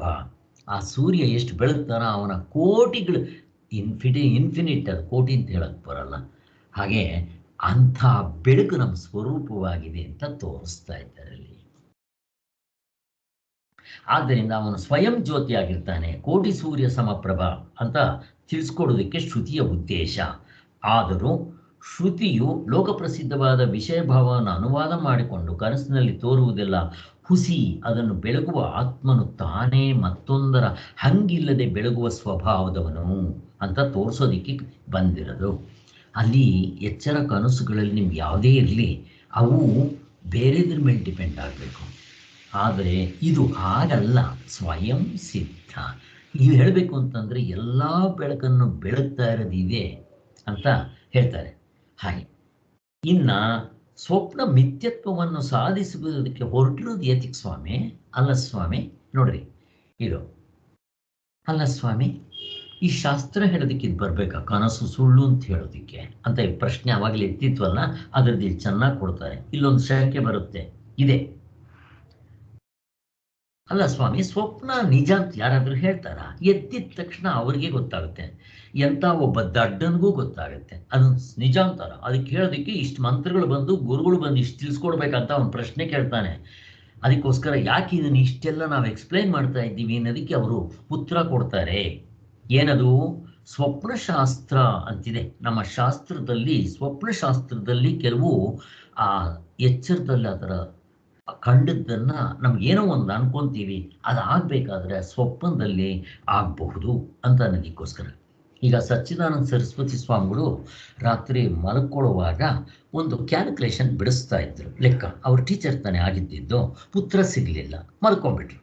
ನಿದ್ದೆ ಬಂದ್ಬಿಡ್ತು ಅವ್ರಿಗೆ. ಕನಸಿನಲ್ಲಿ ಅದಕ್ಕೆ ಉತ್ತರ ಸಿಕ್ತು. ಎಚ್ಚರ ಆಯಿತು. ಆಗಿದ ತಕ್ಷಣ ಅವ್ರು ಏನು ಮಾಡಿದ್ರು, ಪಕ್ಕದಲ್ಲಿ ಸ್ಲೇಟು ಬಳಪ ಇತ್ತು, ಅದರಲ್ಲಿ ಕ್ಲೀನಾಗಿ ಬರೆದ್ಬಿಟ್ಟು ಹಾಗೆ ಮಲ್ಕೊಂಡ್ಬಿಟ್ರು. ಬೆಳಿಗ್ಗೆ ನೋಡಿದ್ರೆ ಆನ್ಸರ್ ಕರೆಕ್ಟ್. ಹೇಳ್ರಿ, ಈಗ ಇವೆಲ್ಲ ನಮಗೆ ಬಂದಾಗ ಏನಾಗ್ಬಿಡುತ್ತೆ ಅಂದರೆ, ಎಚ್ಚರದ ಸಂಸ್ಕಾರದಿಂದ ನಮಗೆ ಕನಸಾಗುತ್ತೆ ಅಂತ ಪಕ್ಕ ಆಗ್ಬಿಡುತ್ತೆ. ಅವು ಅಲ್ಲ ಅಂತ ತೋರಿಸೋದಕ್ಕೆ ಒಂದು. ಎರಡನೇದು, ಈ ಥರದ್ದೆಲ್ಲ ಇರುತ್ತೆ. ನಾನು ಹೇಳ್ತಿದ್ದಲ್ಲ, 1-2-3 ಎಕ್ಸಾಂಪಲ್ಸ್ ಕೊಟ್ಟನಲ್ಲ ನಿಮಗೆ. ಬ್ರಹ್ಮಚೈತನ್ಯರು ಜಪಮಾಲೆ ಕೊಟ್ಟಿದ್ದು ಅವನು ಎತ್ಕೊಂಬಂದು ತೋರಿಸಿದ್ದು, ಇನ್ಯಾರಿಗೋ ಭಗವದ್ಗೀತೆ ಬಂತು ಅಂತ ಹೇಳಿ ಅವನು ತೊಗೊಂಬಂದು ತೋರಿಸಿದ್ದು, ಹೀಗೆಲ್ಲ ಹೇಳ್ತಾರೆ. ಇನ್ನು ಕೆಲವರಿಗೆ ವಿಭೂತಿ ಕೊಡೋದು, ಏನೋ ಇಂಥವೆಲ್ಲ ಆಗ್ತಾ ಇರುತ್ತೆ. ಆದ್ದರಿಂದ ಕನಸು ಸತ್ಯ ಆಗ್ಬಿಡುತ್ತಲ್ಲ ಅಂತ ಹೀಗೆಲ್ಲ ಪ್ರಶ್ನೆ ಬರುತ್ತೆ ಅನ್ನೋದಕ್ಕೆ ನಾವು ಇಷ್ಟೆಲ್ಲ ಮಾಡಬೇಕಾಯಿತು. ಒಂದು ಸ್ವಪ್ನಶಾಸ್ತ್ರ. ಇನ್ನು ಕೆಲವರು ಏನು ಹೇಳ್ತಾರೆ, ಅಲ್ಲ ಸ್ವಾಮಿ, ಅಂಥ ಈಶ್ವರನು, ಸತ್ಯ ಸಂಕಲ್ಪನಾಗಿರೋ ಈಶ್ವರನು ಈ ಜುಜುಬಿ ಇಲ್ಲದೆ ಇರೋದನ್ನು ಸೃಷ್ಟಿ ಮಾಡ್ತಾನ ಸ್ವಾಮಿ. ಅವನು ಮಾಡಿದ್ರೆ ಸತ್ಯವಾಗಿರೋದನ್ನೇ ಮಾಡ್ತಾನೆ ಅಂತ ಹೇಳೋರು ಇವರು. ಹಾಗಿದ್ರೆ ಎಚ್ಚರ ಸತ್ಯನ ಸ್ವಾಮಿ? ಪ್ರಪಂಚ ಪರಮಾತ್ಮ ಸೃಷ್ಟಿ ಮಾಡಿದ್ದೇನ? ಇಲ್ಲ. ಹಾಗೆ ಹೇಳೋರು ಕೆಲವರು ಇದ್ದಾರೆ. ಅವರೆಲ್ಲರಿಗೂ ಉತ್ತರ ಕೊಡೋದಕ್ಕೋಸ್ಕರ ಹೀಗೆ. ಆದ್ದರಿಂದ ಬೇರೆ ಬೇರೆ ದರ್ಶನಕಾರರು ಕೆಲವರು ಸ್ವಪ್ನವನ್ನು ಸತ್ಯ ಅಂತ ಎಂಬುದಕ್ಕೆ ಕೆಲವು ಯುಕ್ತಿಗಳನ್ನು ಕೊಟ್ಟು ಕೆಲವು ಅನುಭವಗಳನ್ನು ಉದಾಹರಿಸಿರುವುದು ಉಂಟು. ಈ ಥರ 3 ಜನ ಇದ್ದಾರೆ. ಅವರ ಅವರು ಹೇಳೋದನ್ನೇ ಆಮೇಲೆ ಸತ್ಯ ಅಂತ ಜನಗಳು ನಂಬ್ಕೊಂಡ್ಬಿಟ್ಟವ್ರು. ನಂಬ್ಕೊಳ್ಳಲ್ಲ ಬಿಡ್ರಿ. ಆದರೆ ಅದನ್ನು ತಪ್ಪು, ಕನಸು ಸುಳ್ಳು ಅನ್ನೋದಕ್ಕೋಸ್ಕರ ನಾವಿಷ್ಟೆಲ್ಲ ವಿಚಾರಗಳನ್ನ ದೇಶ ಕಾಲ ಕಾರ್ಯಕಾರಣ ಭಾವದಿಂದಲೂ ಕೂಡ ನಮ್ಮ ಒಳಗಡೆ ಇಷ್ಟೇ ಸಣ್ಣ ಜಾಗದಲ್ಲಿ ಆ ಪರ್ವತ ಗಿರ್ವತ ಮತ್ತು ಈ ಪ್ರಪಂಚ ಆದಿ ಭೌತಿಕ ಆದಿ ದೈವಿಕ ಆಧ್ಯಾತ್ಮಿಕ ಎಲ್ಲವೂ ತೋರುತ್ತೆ ಅಂದರೆ ಹೇಗಾಗುತ್ತೆ ಸ್ವಾಮಿ? ಅಷ್ಟು ದೇಶ ಇಲ್ಲ, ಅಷ್ಟು ಕಾಲ ಇಲ್ಲ, ಕಾರ್ಯಕಾರಣ ಭಾವ ಇಲ್ಲ. ಪ್ರಪಂಚ ಸೃಷ್ಟಿ ಮಾಡಬೇಕಾದ್ರೆ ಏನು ಸಾಮಾನ್ಯನ? ಒಂದು ಗಾಡಿ ಮಾಡಬೇಕಾದ್ರೇ ಇಷ್ಟೆಲ್ಲ ಇನ್ಸ್ಟ್ರೂಮೆಂಟ್ಸ್, ಉಪಾದಾನ ಕಾರಣ, ನಿಮಿತ್ತ ಕಾರಣ, ಸಹಕಾರಿ ಕಾರಣ ಇರಬೇಕು. ಸಮಯ ಬೇಕು ಅದಕ್ಕೆ. ಏನು ಟಕ್ಕಂತ ಹಿಂಗೆ ಮಾಡಿಬಿಡ್ತಾರೇನೋ? ಮಾಡೋಕ್ಕಾಗೋದಿಲ್ಲ.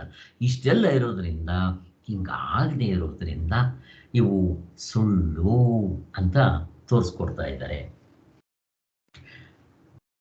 ಅವರ ಅಪೇಕ್ಷವೇ ಸಿದ್ಧಾಂತವೆಂದಾದರೆ ಸ್ವಪ್ನ ದೃಷ್ಟಾಂತದಿಂದ ಎಚ್ಚರವು ಮಿಥ್ಯೆ ಅಂತ ಸಾಧಿಸುವ ಈ ಪ್ರಕರಣವೇ ವೇಸ್ಟ್ ಆಗ್ಬಿಡುತ್ತೆ. ಅವಾಗ ಅವ್ರ ಪ್ರಕಾರ ಏನಾದ್ರು ನಾವು ಅದನ್ನು ನಂಬ್ಕೊಂಡ್ಬಿಟ್ರೆ ಆಮೇಲೆ ಅವ್ರದ್ದೇ ಸತ್ಯ ಅಂತ ಅಂದ್ಕೊಂಡ್ಬಿಟ್ರೆ ನಾವಿಷ್ಟೆಲ್ಲ ಕಷ್ಟಪಟ್ಕೊಂಡು ಮಾಡ್ಕೊಂಡ್ಬಂದಿರೋದು ವೇಸ್ಟ್ ಆಗ್ಬಿಡುತ್ತೆ. ಅವಾಗ ಆ ದೃಷ್ಟಿಯಿಂದ ಶಂಕಾವಾದಗಳ ಮತವನ್ನು ಈ ಗ್ರಂಥದಲ್ಲಿ ಮುಂದೆ ವಿಮರ್ಶಿಸಿ ಅದರಲ್ಲಿ ಹುರುಳಿಲ್ಲ ಅಂತ ತೋರಿಸ್ಕೊಡ್ತಾರೆ. ನೋಡ್ರಿ, ಇನ್ನೂ ತಗೊತಾರೆ, ಅಲ್ಲೆಲ್ಲ ತೋರಿಸ್ಕೊಡ್ತಾರೆ. ಈಗ ಸದ್ಯಕ್ಕೆ ನಮ್ಗೆ ಇಷ್ಟು ಸಾಕು. ಸದ್ಯಕ್ಕೆ ಸ್ವಪ್ನವು ಮಿಥ್ಯೆ ಎಂದು ಬಹುಜನರು ನಂಬಿರುವುದಕ್ಕೆ ಶ್ರುತಿಯುಕ್ತಗಳ ಆಧಾರವೂ ಇದೆ ಅಂತ ತೋರಿಸಿದ್ದೀವಿ. ನಮ್ಮ ಸ್ವಂತ ಅನುಭವ, ಯಾರೇನು ಹೇಳಬೇಕಾಗಿಲ್ಲ. ಜೊತೆಗೆ ಈ ಥರ ಒಂದು 3-4 ಪ್ರಶ್ನೆಗಳು ಬರೋದ್ರಿಂದ ಅದಕ್ಕೋಸ್ಕರ ನಾವು ಇದನ್ನು ಪ್ರೂವ್ ಮಾಡಬೇಕಾಯಿತು ಅಂತ ಹೇಳ್ತಾರೆ.